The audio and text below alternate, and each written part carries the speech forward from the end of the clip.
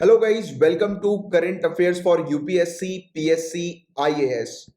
Guys, अगर आप UPSC civil services की तैयारी कर रहे हैं या किसी भी स्टेट सिविल सर्विसेज एग्जामिनेशन की तैयारी कर रहे हैं तो बिल्कुल सही जगह पर आप आए हैं। यहां पर सभी सोर्सेज से न्यूज को कवर किया जाता है, जैसे कि the Hindu, Indian Express, Times of India, Live Mint जैसे जो न्यूज़पेपर्स होते हैं उनकी न्यूज को कवर किया जाता है। पीआईबी की रिपोर्ट्स को डिस्कस करते हैं। राज्यसभा टेलीविजन में जो भी इंपॉर्टेंट डिबेट्स डिस्कशन आती हैं उनको लेक्चर के दौरान कवर किया जाता है। Even EPW, Down to Earth Yojana जैसी जो मैगजीन्स होती हैं उनके आर्टिकल्स को भी कवर करते हैं। तो आप डेली रेगुलर अगर क्लासेस को अटेंड करेंगे, रिलीजियसली क्लासेस को फॉलो करेंगे तो आपको 100% गारंटी सक्सेस मिलेगी और आपका 100% गारंटी सिलेक्शन होगा। और 100% गारंटी सिलेक्शन का बकायदा प्रूफ दिया जाता है। नीचे डिस्क्रिप्शन पर आपको प्रूफ्स मिल जाएंगे, आप चेक कर सकते हैं कि previous year civil services examination में हमने जो टॉपिक्स कवर कराए थे उन्हीं से रिलेटेड क्वेश्चंस बने हैं। तो फटाफट चैनल को सब्सक्राइब कर लीजिए अगर आपने सब्सक्राइब नहीं किया है तो। इवन हम लोग काफी सारे हाई क्वालिटी जनरल स्टडीज के कोर्सेज भी ऑफर करते हैं। तो आने वाली स्लाइड्स में आपको कोर्सेज की डिटेल्स भी मिल जाएगी और हमारे दूसरे चैनल्स की इंफॉर्मेशन भी आपको प्रोवाइड करा दी जाएगी आने वाली स्लाइड्स में। और गाइस, नीचे डिस्क्रिप्शन पर टेलीग्राम के चैनल की लिंक भी आपको मिल जाएगी, आप उस चैनल को भी ज्वाइन कर सकते हैं। प्लस डिस्कशन ग्रुप भी है जहां पर काफी सारे सिविल सर्विसेज के एस्पिरेंट्स मौजूद हैं जो कि डेली बेसिस पर अपने जो भी डाउट्स वगैरह जो होते हैं उनको डिस्कस करते हैं। तो आप उसको ज्वाइन कर सकते हैं। तो फुल फोकस के साथ स्टार्ट करते हैं करंट अफेयर्स की क्लास को। बट बिफोर दैट ये कुछ कोर्सेज की डिटेल्स और हमारे चैनल्स की डिटेल्स हैं।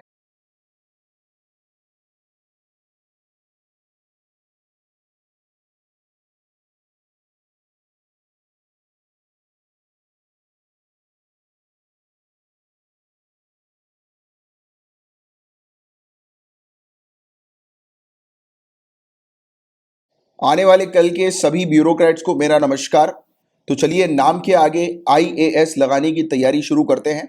तो पेपर 1 से रिलेटेड आज कोई टॉपिक नहीं आया है, डायरेक्टली पेपर 2 के टॉपिक्स को कवर करने जा रहे हैं। काफी इंपॉर्टेंट टॉपिक है G7, ग्रुप ऑफ 7 नेशन। ये ग्रुप है 7 कंट्रीज का। G7 की समिट भी होती है, आपको पता होगा इसके बारे में। तो G7 के बारे में डिटेल में हम लोग समझेंगे, बट उससे पहले समझते हैं कि अभी G7 के जो मेंबर्स हैं, ग्रुप ऑफ 7 के जो मेंबर्स हैं, जो वेल्दी डेमोक्रेसीज हैं, जो ये समृद्ध लोकतांत्रिक देश जो हम लोग को देखने को मिल रहा है, इनकी अभी मीटिंग हुई है। इनके जो फॉरेन मिनिस्टर्स हैं, विदेश मंत्री जो हैं, इनकी इन पर्सन मीटिंग 2 सालों के बाद हमें देखने को मिली है। 2 वर्षों में पहली बार हुई है, व्यक्तिगत रूप से वार्ता हम लोग को देखने को मिली है, राइट। अब मीटिंग में क्या क्या चीजें डिस्कस करी, तो ये बहुत इंपॉर्टेंट टॉपिक है। G7 की मीटिंग के अंदर क्या क्या चीजें डिस्कस हुई ये आपको पॉइंट वाइज पता होना चाहिए। इनका जो मेन जो डिस्कशन जो था, यानी कि मेन जो डिस्कशन की जो थीम थी वो चाइना को लेकर थी। चाइना जो है वो काफी तेजी से बढ़ रहा है। जैसे कि चाइना की अगर हम लोग बात करें तो चाइना की मिलिट्री और इकोनॉमिक दबदबा जो है वो चाइना का बढ़ता जा रहा है, राइट। ये आसपास की कंट्रीज को इन्फ्लुएंस कर रहा है। अब कैसे इन्फ्लुएंस कर रहा है तो उसकी अंडरस्टैंडिंग आपको होना जरूरी है।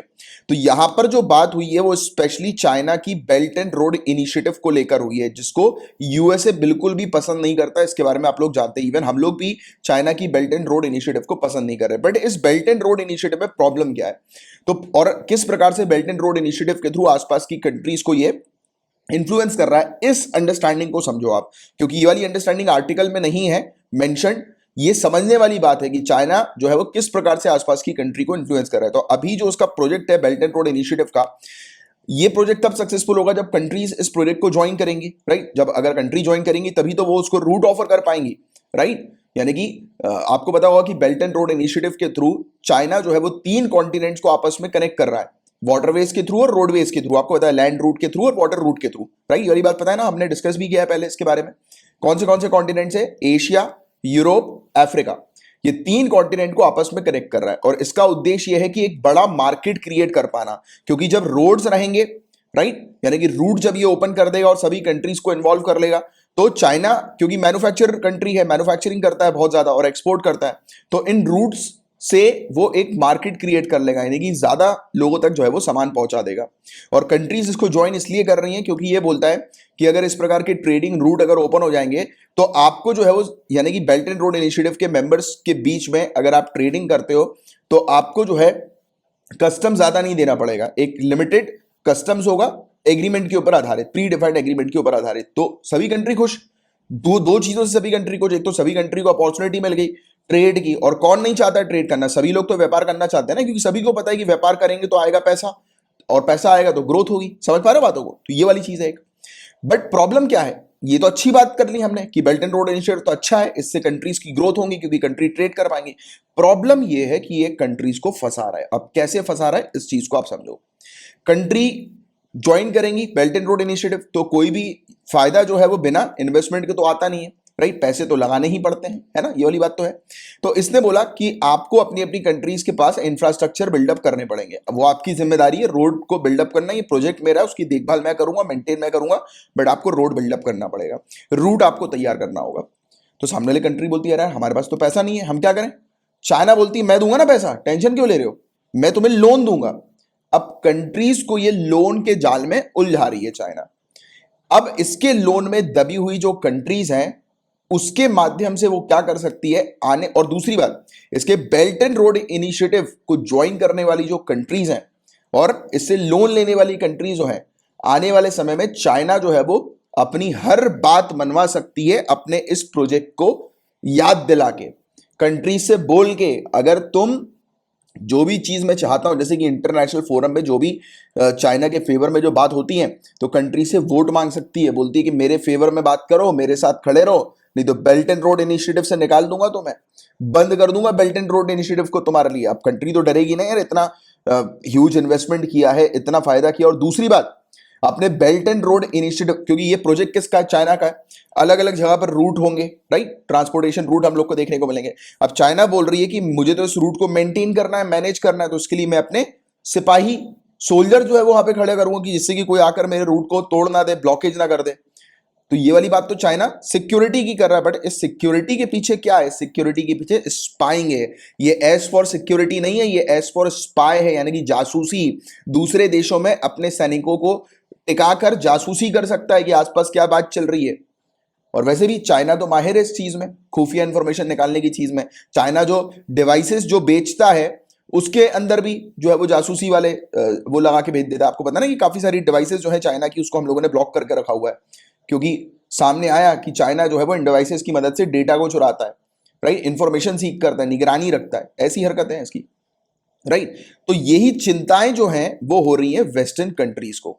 वेस्टर्न कंट्रीज को इन्हीं सब चीजों की बेचैनी जो है वो हो रही है, राइट? कि इस प्रकार से इकोनॉमिक और मिलिट्री ग्रोथ जो चाइना की दिख रही है इस क्षेत्र में, तो उससे चिंतित है। तो इसी का एक डिस्कशन हुआ, एक इंपॉर्टेंट डिस्कशन हम लोग को यहां पर देखने को मिला। और क्या डिस्कशन देखने को मिला कि नॉर्थ कोरिया और ईरान में न्यूक्लियर प्रोग्राम्स बढ़ रहे हैं। नॉर्थ कोरिया भी अपनी न्यूक्लियर एक्टिविटी को बंद नहीं कर रही है, और ईरान, आप जानते ही हैं कि ईरान ने 2015 ईरान न्यूक्लियर डील से ईरान हट गई है। इसने बोल दिया कि अब मैं इस डील को फॉलो नहीं करूंगा, राइट? ईरान ने क्लियर कर दिया और बोला कि मैं अपने यूरानियम को एनरिच करूंगा। और इसने अभी एक आर्टिकल भी हमने पढ़ा था, इस चीज से रिलेटेड न्यूज में आया था कि यूरानियम एनरिचमेंट को इसने बढ़ा दिया है ईरान ने, और यूरानियम से न्यूक्लियर बॉम्ब्स बनते हैं, राइट? तो कहीं ना कहीं ये अपनी न्यूक्लियर एक्टिविटी में इन्वॉल्व है। हालांकि इसने ओपनली घोषणा नहीं करी है कि मैं न्यूक्लियर बॉम्ब बनाऊंगा। इसने बोला है कि मैं जो यूरानियम का एनरिचमेंट कर रहा हूं वो क्लीन एनर्जी के लिए कर रहा हूं, क्लीन पावर सोर्स के लिए कर रहा हूं, राइट? बट ऐसा नहीं है, हम जानते हैं अच्छे से, क्योंकि यूएसए ने इसके ऊपर दबाव डाला है, तो कहीं ना कहीं ये अपना बैकअप क्रिएट कर रहा है ईरान। तो ईरान के अंदर न्यूक्लियर प्रोग्राम जो बढ़ रहे हैं, नॉर्थ कोरिया के न्यूक्लियर प्रोग्राम जो बढ़ रहे हैं, तो इस पर भी बातचीत हुई, इस पर भी चर्चाएं हुई, ठीक है? तो ये सब चीजें हम लोग को देखने को मिली। तो बैठक का परिणाम क्या निकला? तो चाइना के ऊपर एक और आरोप लगाया यूनाइटेड स्टेट्स ने। वो आरोप लगाया उइघुर मुस्लिम्स को लेकर और दूसरे मुस्लिम्स को लेकर। आपको पता होगा कि चाइना का जो नॉर्थ वाला जो एरिया, स्पेशली नॉर्थ वेस्ट वाला एरिया, जहां पर जिंगजियांग प्रोविंस हम लोग को देखने को मिलती है, जिसके बारे में पहले भी हमने चर्चा करी, तो वहां पर चाइना ने कैद करके रखा है उइघुर मुस्लिम्स को। उनको फोर्स लेबर करवाता है, यानी कि उनको वहां पर जो है वो बल श्रम करवाता है, फोर्सफुली काम करवाता है और उनको पैसे भी नहीं देता, उनकी लिविंग कंडीशन भी खराब है, उनको एक्सप्लॉइट करता है। तो ऐसे आरोप लगे हुए हैं और इस हरकत को चाइना की यूनाइटेड स्टेट्स ने जेनोसाइड का कहा कि ये नरसंहार की कार्रवाई है, राइट। कि जिस प्रकार से ये प्रेशर बिल्डअप कर रही है उइगुर मुस्लिम्स और दूसरे मुस्लिम्स के ऊपर, ये गलत है, ये नरसंहार है एक प्रकार का। और ब्रिटेन ने हांगकांग को लेकर मुद्दा उठाया चाइना के अगेंस्ट, क्योंकि आपको पता होगा गाइस कि आज की डेट में हांगकांग के ऊपर पूरा कंट्रोल करने के लिए ब्रिटेन वेरियस पॉलिसीज लेकर आ रहा है, कानून वगैरह को चेंज कर रहा है, राइट, जिसके बारे में पहले भी हमने डिस्कशन किया हुआ है। तो इस मीटिंग के दौरान ब्रिटेन ने यह चीज कही कि हांगकांग, जो कि एक आपको पता होगा कॉलोनी थी ब्रिटेन की, राइट, एक कॉलोनी हुआ करती थी पहले, जैसे कि इंडिया है, इंडिया के ऊपर ब्रिटेन ने 200 सालों तक राज किया, वैसे ही हांगकांग के ऊपर भी ब्रिटेन का राज हुआ करता था। फिर 1997 में ब्रिटेन ने चाइना को ट्रांसफर किया हांगकांग, इस शर्त के साथ कि हांगकांग में सेपरेट सिस्टम होगा, उसकी सेपरेट एडमिनिस्ट्रेटिव अथॉरिटी होगी, उस पर ज्यादा इन्वॉल्वमेंट जो है वो चाइना मेनलैंड का नहीं होगा या चाइना पीपल रिपब्लिक का हम लोग को नहीं देखने को मिलेगा। बट ऐसा हुआ नहीं, आज की डेट में वो मान नहीं रहा। इवन चाइना ने ये तक कहने से इनकार कर दिया कि ऐसा कोई एग्रीमेंट जो है वो इसका ब्रिटेन के साथ नहीं हुआ था। आपको पता हुआ एक आर्टिकल में चाइना ने स्टेटमेंट वाला दिया था, जिसके बारे में मैंने आपको पढ़ाया था। तो इस प्रकार से काफी सारी कंट्रीज जो हैं, ये पावरफुल कंट्रीज, राइट, यानी वेल्दी कंट्रीज, G7 कंट्रीज, ये मिलकर तरीके निकाल रही है कि कैसे चाइना के ऊपर प्रेशर बिल्डअप किया जाए और चाइना को जो है वो सुधारा जाए, किस प्रकार से, इवन क्लाइमेट चेंज के मैटर पर भी। तो ये वाली चीज यहां पर बताई गई। तो ये कुछ चीज थी मीटिंग से रिलेटेड, कुछ पॉइंट्स जो आपको ध्यान में रखना है, स्पेशली मुद्दे, क्योंकि इवेंट्स बहुत ज्यादा इंपॉर्टेंट होते हैं सिविल सर्विसेज में। आपको इवेंट्स पता होना चाहिए। मैं एक बार और रिपीट कर देता हूं क्या क्या इवेंट्स है, जैसे कि आप क्लियरली जो है वो उन इवेंट्स पर फोकस कर सकें। जैसे कि चाइना के ऊपर बेल्ट एंड रोड इनिशिएटिव का आरोप, हालांकि clearly belt and road initiative के बारे में बात नहीं हुई, बट आरोप यही वाला है कि किस प्रकार से कंट्रीज को लोन के जाल में फंसाकर जो है वो उलझाया जा रहा है, इन्फ्लुएंस किया जा रहा है कंट्री को, और आगे चल के कंट्री के ऊपर प्रेशर भी क्रिएट किया जा सकता है। दूसरा, चाइना के ऊपर आरोप उइघुर मुस्लिम्स को लेकर और दूसरे मुस्लिम्स को लेकर कि चाइना की जिंगजियांग प्रोविंस में उइघुर मुस्लिम्स के ऊपर जो है वो बल श्रम करता है, फोर्स लेबर करता है ये, और उनको एक्सप्लॉइट करता है, ठीक है। ये इस प्रकार के आरोप।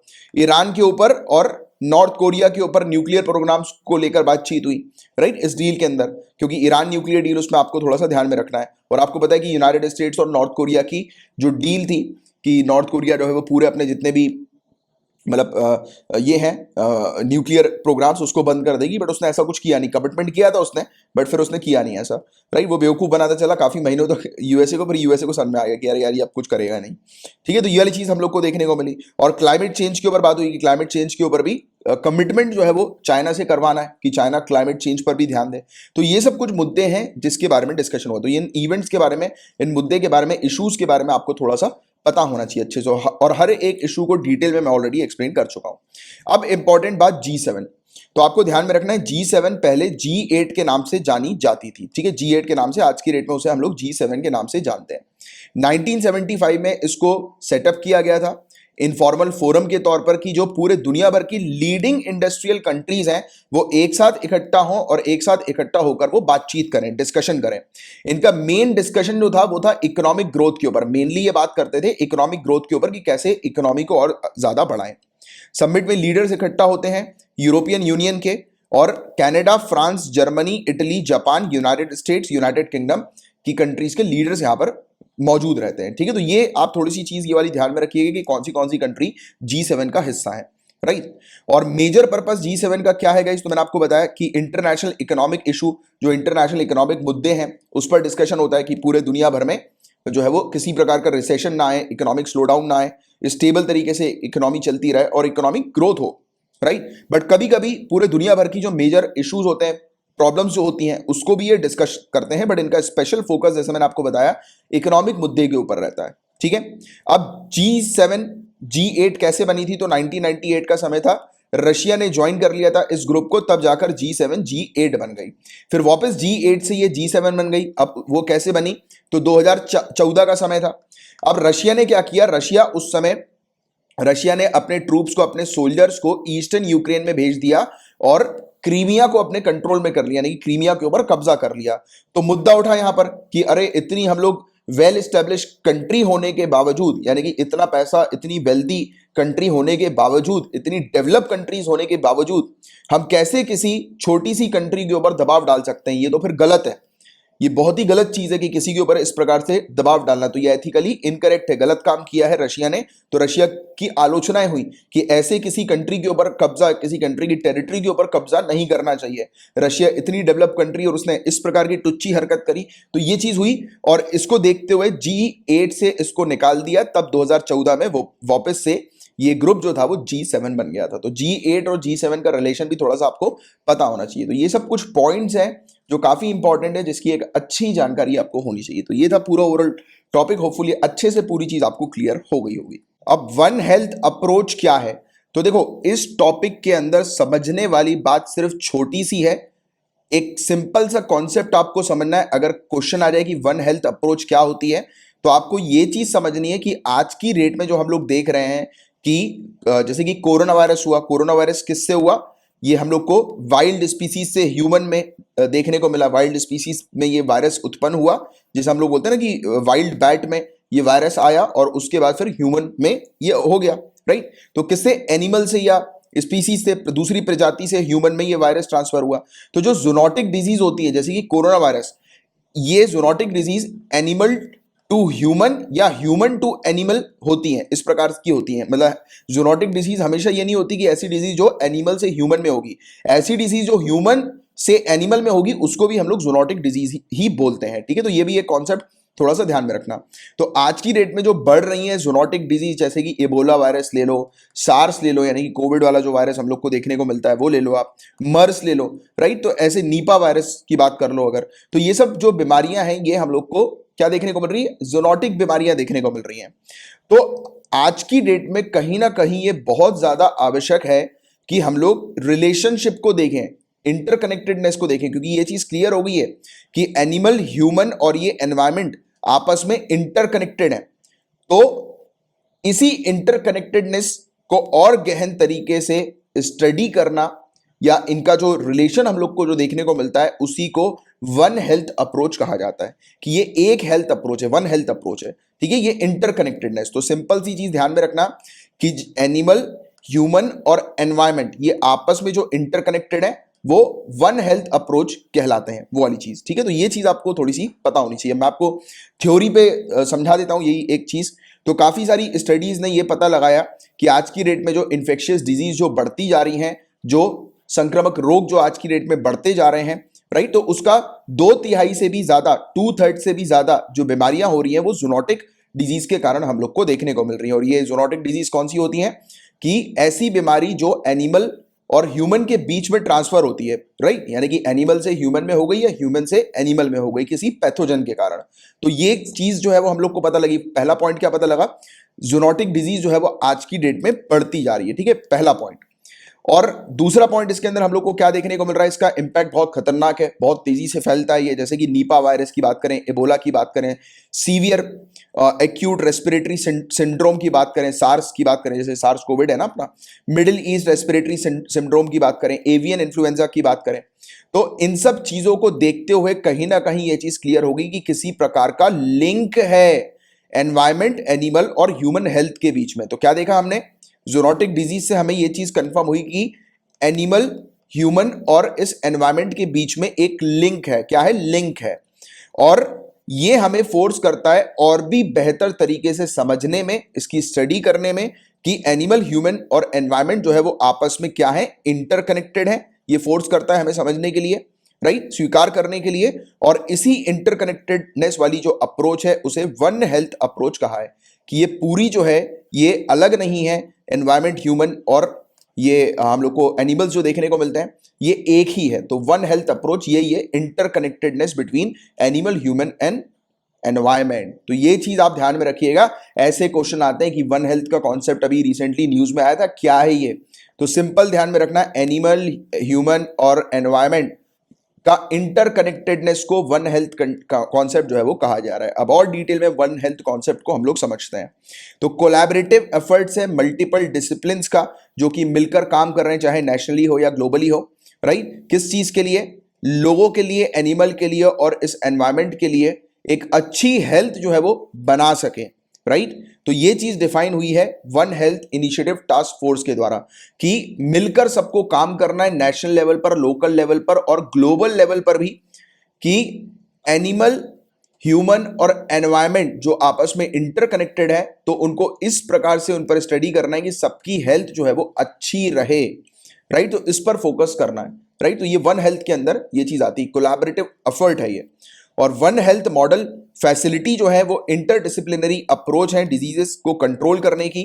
तो वन हेल्थ की अप्रोच मेनली डिजीज को कंट्रोल करने वाली अप्रोच है कि आज की डेट में जो जूनोटिक थ्रेट हम लोग को देखने को मिल रहा है, और इवन कुछ जगह पर यह भी बात चल रही है कि 2028 में एक और खतरनाक, 27-28 में एक और खतरनाक वायरस आने वाला है, और वो भी जूनोटिक वायरस होगा, राइट। तो ऐसी जब जो चीजें चल रही हैं, और इवन हालांकि काफी सारे ऑफिशियली और फॉर्मली साइंटिस्ट ने ये क्लेम कर दिया है कि आने वाले समय में जूनोटिक डिजीज और बढ़ेंगी, तो कहीं ना कहीं से ये इंटरकनेक्टेडनेस को की जांच करना और बेहतर तरीके से देखना, और कि कैसे ऐसी बीमारियों को खत्म करें, कंट्रोल करें, इस पर और गहन में स्टडी करना इंटरकनेक्टेडनेस को देखते हुए। तो ये जो अप्रोच है ये वन हेल्थ कॉन्सेप्ट के अंदर आती है। और इंडिया का वन हेल्थ फ्रेमवर्क और स्कीम जो है वो किस प्रकार की हमें देखने को मिलती है, तो इंडिया का वन हेल्थ विजन जो है वो एक ब्लूप्रिंट, रूपरेखा के तौर पर हम लोग को देखने को मिलता है, राइट। जो कि one health, one world one health के काफी महत्वपूर्ण जो टारगेट्स हैं उसमें योगदान करने के लिए एक हम लोग को ट्राइपर्टाइट प्लस अलायंस क्रिएट किया गया, यानी कि 3 से ज्यादा ऑर्गेनाइजेशन इसमें शामिल हुए, राइट। और इन्होंने एक एग्रीमेंट जो है वो तैयार किया।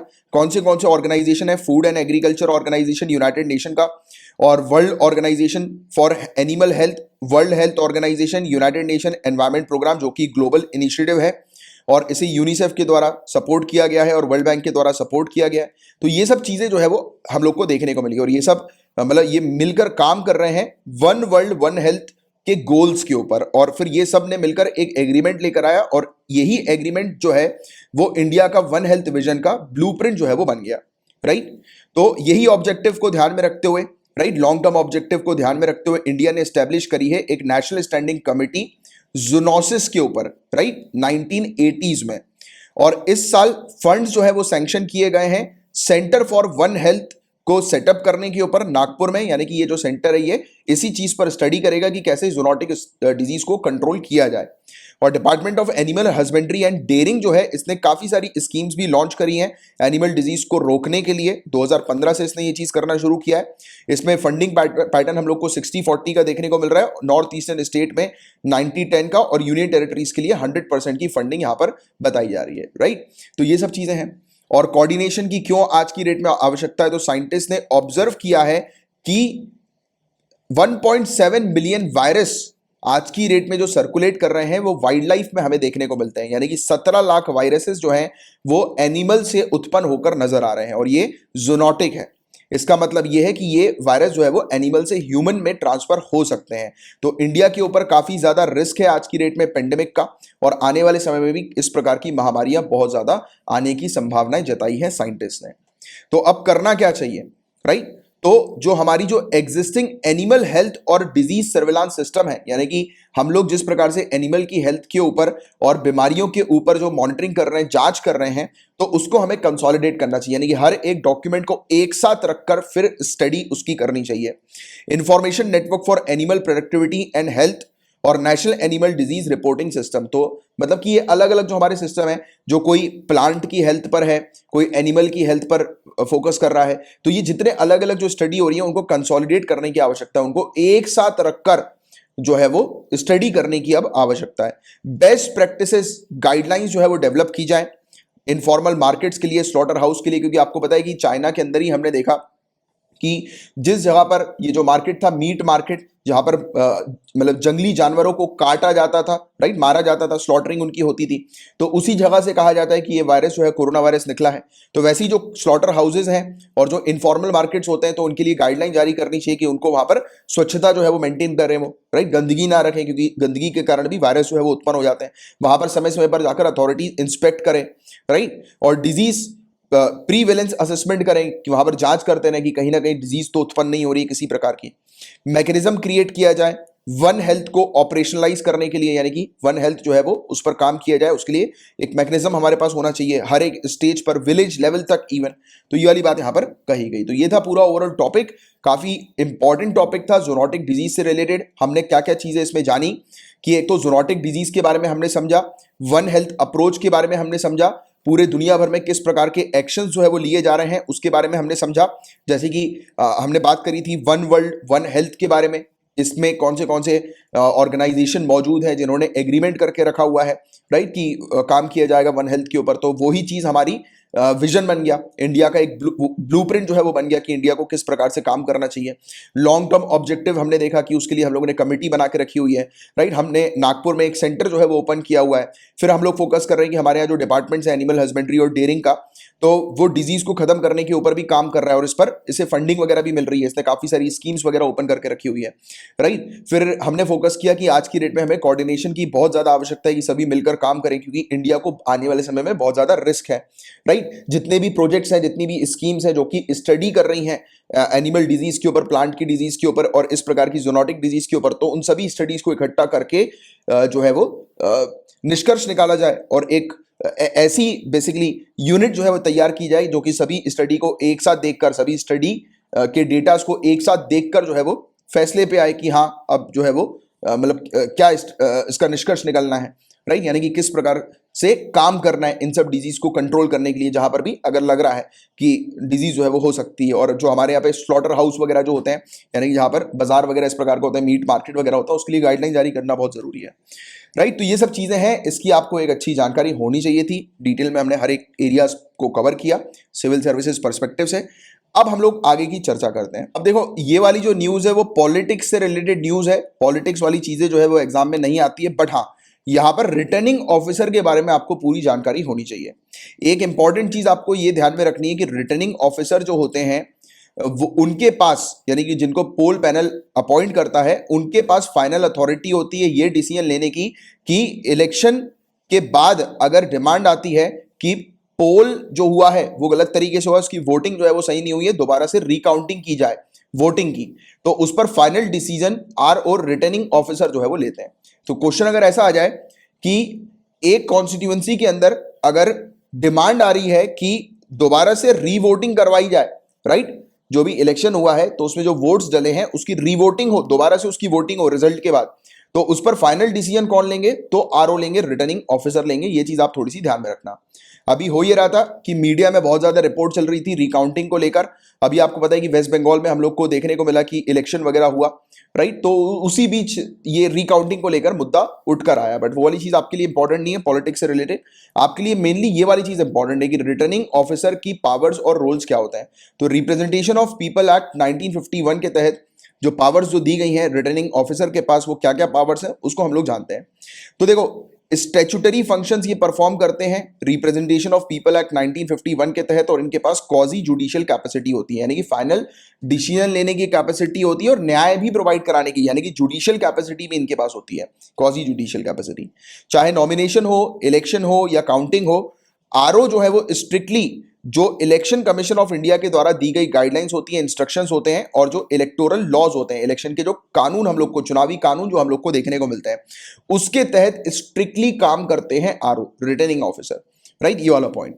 और अगर जब भी रिकाउंटिंग की बात आती है वोट्स की, राइट, तो आरओ जो होते हैं, रिटर्निंग ऑफिसर जो होते हैं, वो पूरे मामले को डिसाइड करते हैं और वो फाइनल डिसीजन लेने का काम जो होता है वो इन्हीं का होता है, और अलाउ करते हैं एप्लीकेशन को पूरी तरह से या फिर इवन पार्शियली भी, और या फिर रिजेक्ट भी कर सकते हैं एंटायरली भी, अगर उन्हें लगता है कि ये री इलेक्शन जो करने की बात की जा रही है वो ठीक नहीं है, अनरीजनेबल है, राइट, तो उसको देखते हुए फिर वो हटा भी सकते हैं। मतलब कि कुल मिलाकर सिंपल सी चीज जो आपको ध्यान में रखनी है वो ये कि आरओ जो होते हैं उनके पास फाइनल पावर होती है जो रिकाउंटिंग को लेकर, जब डिसीजन लेना होता है कि इलेक्शन के जो वोट्स हैं उसको दोबारा से जो है वो रिकाउंट किया जाए, तो वो आरओ लेते हैं, उनका डिसीजन फाइनल होता है, चाहे वो ओके कर सकते हैं या फिर वो रिजेक्ट भी कर सकते हैं, ठीक है, ये वाली बात। और ये पूरी चीज जो भी करते हैं वो इलेक्शन कमीशन ऑफ इंडिया की गाइडलाइंस, इंस्ट्रक्शन और जो चुनावी कानून है उसके आधार पर ये कार्य करते हैं, ठीक है। तो ये वाली चीज आप लोग को थोड़ी सी पता होनी चाहिए इनके बारे में।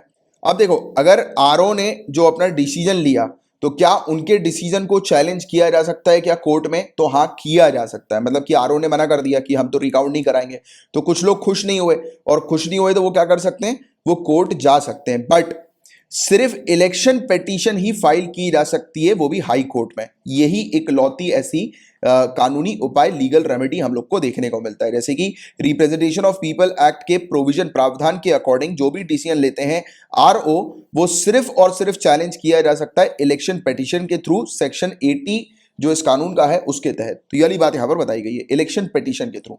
तो ये वाली चीज बस आपको थोड़ी सी ध्यान में रखनी है, राइट। इसके बारे में एक आइडिया होना चाहिए आपको। अब देखिए यहां पर बताया जा रहा है कि केंद्र पहुंच गई है supreme court Delhi high court के कंटेम्प्ट नोटिस को चैलेंज करने के लिए, जो कि ऑक्सीजन सप्लाई को लेकर था। तो ये पूरा मुद्दा क्या है, इसको मैं आपको इन शॉर्ट में समझा दूंगा, जो उतना अभी के लिए काम करनी है। आपके एग्जामिनेशन के लिए काम की जो चीज है वो है कंटेम्प्ट ऑफ कोर्ट, कि कंटेम्प्ट ऑफ कोर्ट क्या होता है इसके बारे में जानना। हालांकि इस टॉपिक को पहले भी कवर करा चुका हूं, बट फिर भी समझो। तो देखो क्या हुआ है कि अभी ऑनरेबल सुप्रीम कोर्ट ने एग्री किया है कि वो पिटीशन सुनेगी केंद्र की, जो कि दिल्ली हाई कोर्ट के अगेंस्ट है। दिल्ली हाई कोर्ट ने कंटेम्प्ट का नोटिस जो है वो जारी कर दिया और कहा अधिकारियों को दिल्ली के कि वो आए कोर्ट के सामने प्रस्तुत हों, राइट, क्योंकि उन्होंने कोर्ट के डायरेक्शन को फॉलो नहीं किया, जो कि ऑक्सीजन सप्लाई के लिए था। कोर्ट ने कहा था कि कोविड-19 के पेशेंट जो हैं उनको ट्रीट करने के लिए ऑक्सीजन का सप्लाई जो है वो ठीक रहना चाहिए नेशनल कैपिटल में दिल्ली के अंदर, बट वो सप्लाई नहीं हो पा रहा था, मिल नहीं पा रही है, ऑक्सीजन की सप्लाई में दिक्कत है। तो इसको देखते हुए कि सेंटर ने, केंद्र ने इस चीज पर रिस्पॉन्ड नहीं किया, इसको देखते हुए दिल्ली हाई कोर्ट ने केंद्र के खिलाफ जो है वो कंटेम्प्ट का नोटिस जो है वो जारी कर दिया। तो पूरा मुद्दा यही था कि दिल्ली हाई कोर्ट ने डायरेक्शन दिए थे सेंटर को, कि पूछा था कि बताओ भाई कि क्यों उल्लंघन किया है, क्यों जो है वो कार्रवाई नहीं करी, क्यों ऑक्सीजन की सप्लाई जो है वो मिल नहीं पा रही कोविड-19 के पेशेंट को ठीक करने के लिए। फिर कोर्ट ने बोला कि आपने तो तौहीन कर दी, हमारे डायरेक्शन को फॉलो नहीं किया, तो आप आके प्रस्तुत हो हमारे सामने, राइट। तो ये वाली एक मेन इशू था। तो इसी को ही जो है वो चैलेंज किया है सुप्रीम कोर्ट के अंदर केंद्र ने। बट हालांकि ये सब चीजें आपके लिए इंपॉर्टेंट नहीं है, ये सब चीजें कुछ नहीं पूछी जाएंगी, मेनली पूछा जाएगा कंटेम्प्ट ऑफ कोर्ट के बारे में। तो देखो कंटेम्प्ट ऑफ कोर्ट आसान भाषा में मैं अगर आपको समझाऊं तो कोर्ट की होती है तौहीन, यानी कि जब भी कोर्ट के ऑर्डर्स को फॉलो नहीं किया जाता है, उनके डायरेक्शन को फॉलो नहीं किया जाता है, तो वो कंटेम्प्ट ऑफ कोर्ट होता है। या कई बार कोई व्यक्ति कोर्ट के अंदर यानी कि जुडिशियल प्रोसीडिंग को पूरा नहीं होने दे रहा, जैसे कि आपने कई बार देखा होगा, मेरे ख्याल से शायद जॉली LLB 2 जो पिक्चर है, तो उसमें बोमन ईरानी को जो है वो जज बोलते हैं कि मैं आपके खिलाफ जो है वो कंटेम्प्ट नोटिस जारी कर दूंगा, आप जो है वो अपना आचरण ठीक रखो, क्योंकि बोमन ईरानी जो है वो थोड़ा एटीट्यूड दिखा रहे होते हैं जज को, राइट। तो आपको पता होगा शायद इस चीज के बारे में, तो उन्होंने ये वाला स्टेटमेंट दिया था, याद आ गया होगा शायद अभी, राइट। तो इसका मतलब ये होता है कि क्रिमिनल कंटेम्प्ट ऑफ कोर्ट जो होता है वो ये होता है कि अगर सामने वाला व्यक्ति कोर्ट के अंदर अगर कार्रवाई पूरी नहीं होने दे रहा, किसी प्रकार की बाधा डाल रहा है, या फिर कई बार कहीं पर लिख कर, बोल कर, या किसी तरीके से किसी साइन के थ्रू, राइट, कोर्ट की अथॉरिटी को नीचे गिराना, नीचा दिखाना। जैसे कि होता है ना, काफी सारे लोग जो है वो मीडिया में कुछ बोल दिया कि कोर्ट के बारे में, राइट, उसकी अथॉरिटी को नीचे दिखाना, उसके बारे में गंदी बातें करना, उल्टी सीधी बातें करना, तो भी कंटेम्प्ट ऑफ कोर्ट जो होता है वो हम लोग को देखने को मिलता है। आपको शायद पता होगा कुछ समय पहले का मुद्दा था प्रशांत भूषण जी को लेकर, एक वकील हैं ये प्रशांत भूषण जी। तो इन्होंने जो थे वो चीफ जस्टिस ऑफ इंडिया के बारे में एक ट्वीट कर दिया था, सीजेआई को लेकर एक ट्वीट कर दिया था। सीजेआई काफी महंगी एक बाइक पर बैठे हुए थे, हेलमेट वगैरह भी उन्होंने नहीं लगाया था, तो उसको लेकर उन्होंने कुछ ट्वीट कर दिया, राइट। तो इस चीज को सीजेआई ने पर्सनली ले लिया और कंटेम्प्ट ऑफ कोर्ट जो है वो जारी करने की बात कर दी, और हो भी गया था। कंटेम्प्ट ऑफ कोर्ट के ऑर्डर जो है वो पास कर दिए थे प्रशांत भूषण के अगेंस्ट, राइट। इस मुद्दे को भी मैंने आपको जब पढ़ाया था तब हम लोगों ने कंटेम्प्ट ऑफ कोर्ट के बारे में काफी डिटेल में डिस्कस किया था, ठीक है। तो ये चीजें अब आपको एक आइडिया लग गया होगा कंटेम्प्ट ऑफ कोर्ट क्या है, कि कोर्ट की तौहीन करना, कि कोई भी व्यक्ति जब कोर्ट की तौहीन करता है, यानी कि कोर्ट के डायरेक्शन को फॉलो नहीं कर रहा, या कोर्ट की कार्रवाई को पूरा नहीं होने दे रहा, या उल्टी सीधी बात कर रहा है कोर्ट के अगेंस्ट, कोर्ट की अथॉरिटी को नीचा दिखाने की बात कर रहा है, तो सामने वाले के खिलाफ कंटेम्प्ट ऑफ कोर्ट की कार्रवाई हो जाती है। तो देखो एक चीज ध्यान में रखना, कंटेम्प्ट ऑफ कोर्ट दो प्रकार के होते हैं, एक सिविल होता है, एक क्रिमिनल होता है। तो सिविल कंटेम्प्ट ऑफ कोर्ट के अंदर हम लोग को क्या चीज देखने को मिलती है, कि जब कोई व्यक्ति जानबूझकर कोर्ट के जो ऑर्डर्स हैं, जजमेंट है, डायरेक्शंस जो है उनको फॉलो नहीं कर रहा है, तो उसके खिलाफ सिविल कंटेम्प्ट ऑफ कोर्ट जो है वो जारी हो जाता है। फिर क्रिमिनल कब होता है, जब कोई व्यक्ति उल्टी सीधी बात लिखकर, बोलकर, शब्दों के थ्रू या साइन के थ्रू अगर कोर्ट की अथॉरिटी को गिराने की कोशिश करता है, लोअर दिखाता है, या फिर जुडिशियल प्रोसीडिंग में बाधा बनता है, राइट, प्रॉपर तरीके से एडमिनिस्ट्रेशन जो होता है जस्टिस का उसको पूरा नहीं होना देता, उसको ऑब्स्ट्रक्ट करता है, इंटरफियर करता है, बाधा बनता है, तो ऐसे व्यक्ति के खिलाफ जो है वो क्रिमिनल कंटेम्प्ट जो है वो जारी कर दिया जाता है। तो ये वाली चीज आप थोड़ी सी ध्यान में रखिएगा। तो आपको पता होना चाहिए कि ऑनरेबल सुप्रीम कोर्ट और ऑनरेबल हाई कोर्ट के पास सामने वाले व्यक्ति को पनिश करने की, उसके खिलाफ कार्रवाई करने की पावर भी है, कि अगर कोर्ट का कंटेम्प्ट होता है, कोर्ट की तौहीन होती है, तो हाई कोर्ट और सुप्रीम कोर्ट जो है वो अपनी तौहीन के लिए, कंटेम्प्ट के लिए सामने वाले व्यक्ति के खिलाफ कार्रवाई कर सकते हैं। तो याद रखिएगा ये वाली चीज जो है कंटेम्प्ट ऑफ कोर्ट के ऊपर कार्रवाई करने की जो पावर्स है वो हाई कोर्ट और सुप्रीम कोर्ट दोनों के पास है, डिस्ट्रिक्ट कोर्ट के पास नहीं है। और सुप्रीम कोर्ट के पास आर्टिकल 129 के तहत और हाई कोर्ट के पास आर्टिकल 215 के तहत ये पावर्स दी जाती हैं। और एक इंपॉर्टेंट चीज आपको पता होनी चाहिए कि जो सेक्शन 10 है कंटेम्प्ट ऑफ कोर्ट एक्ट 1971 का, इसने डिफाइन किया है कि इवन जैसे कि सबऑर्डिनेट कोर्ट जो होती है, यानी कि हाई कोर्ट के नीचे जैसे डिस्ट्रिक्ट कोर्ट हो गई, राइट, तो सबऑर्डिनेट कोर्ट जो ये हमें देखने को मिलती है, तो ये भी अगर हाई कोर्ट का पालन नहीं कर रही है, हाई कोर्ट के डायरेक्शन का पालन नहीं कर रही है, तो इनको भी पनिश किया जा सकता है कि उच्च न्यायालय द्वारा अपने अधीनस्थ न्यायालयों को अवमानना करने पर दंड करने संबंधी शक्तियों को परिभाषित भी किया हुआ है। तो इसकी भी डेफिनेशन यहां पर दी हुई है।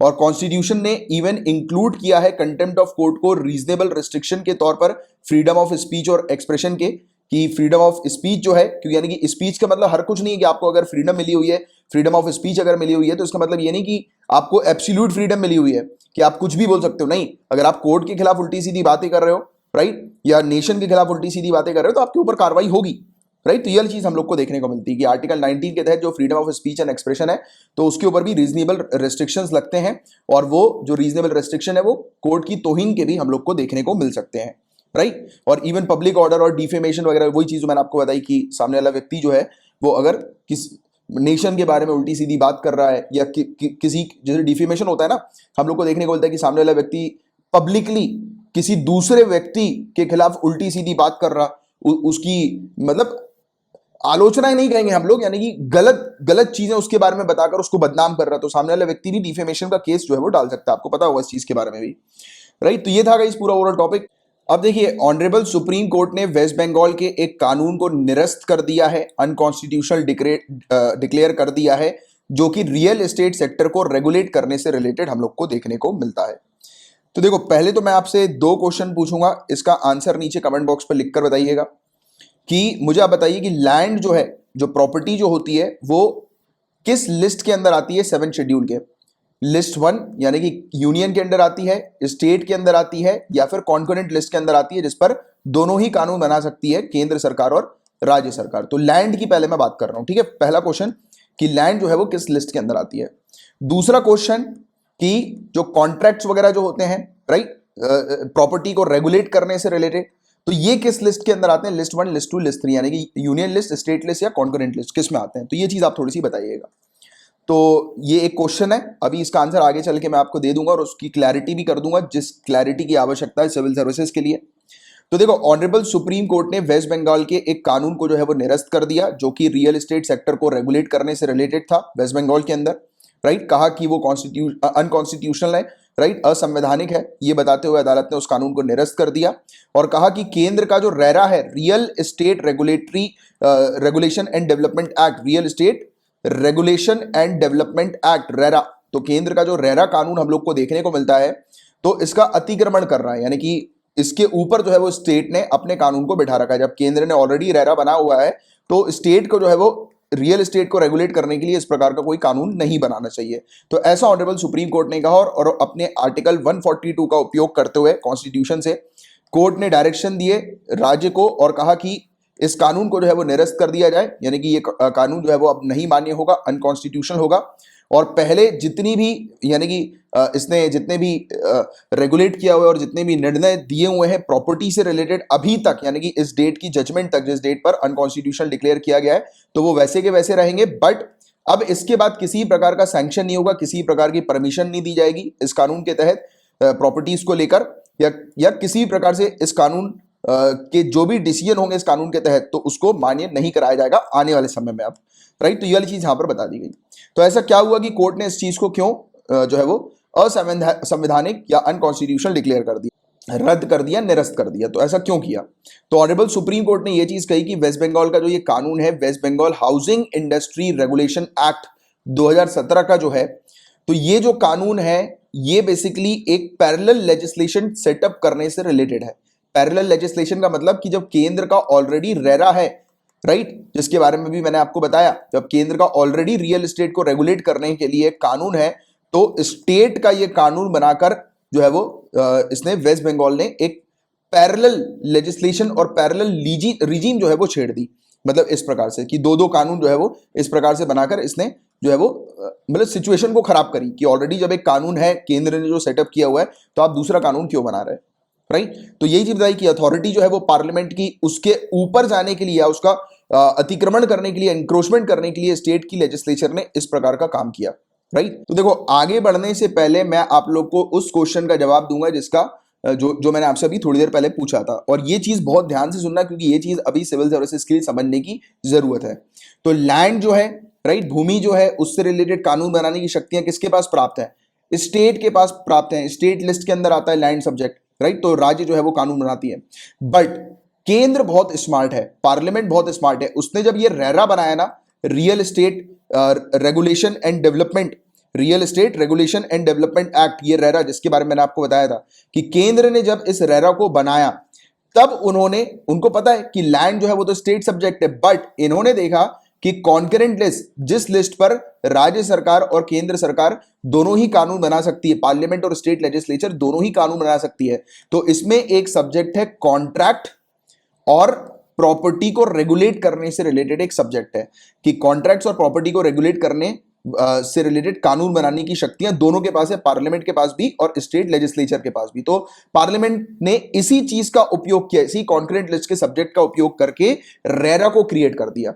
अगर आप रेरा को पढ़ेंगे तो रेरा के अंदर हमें जो देखने को मिलता है कि हमारे इंडियन कॉन्स्टिट्यूशन के जो हमें देखने को मिलता है कि जो 3 लिस्ट जो मौजूद है, तो उस लिस्ट में हमें देखने को मिलता है कि कॉन्करेंट लिस्ट को ध्यान में रखते हुए इस रेरा को तैयार किया गया, बनाया गया। और वो इसलिए किया गया कि राज्य जो है, स्टेट जो है वो रियल एस्टेट को रेगुलेट करने के लिए कानून ना बना सके।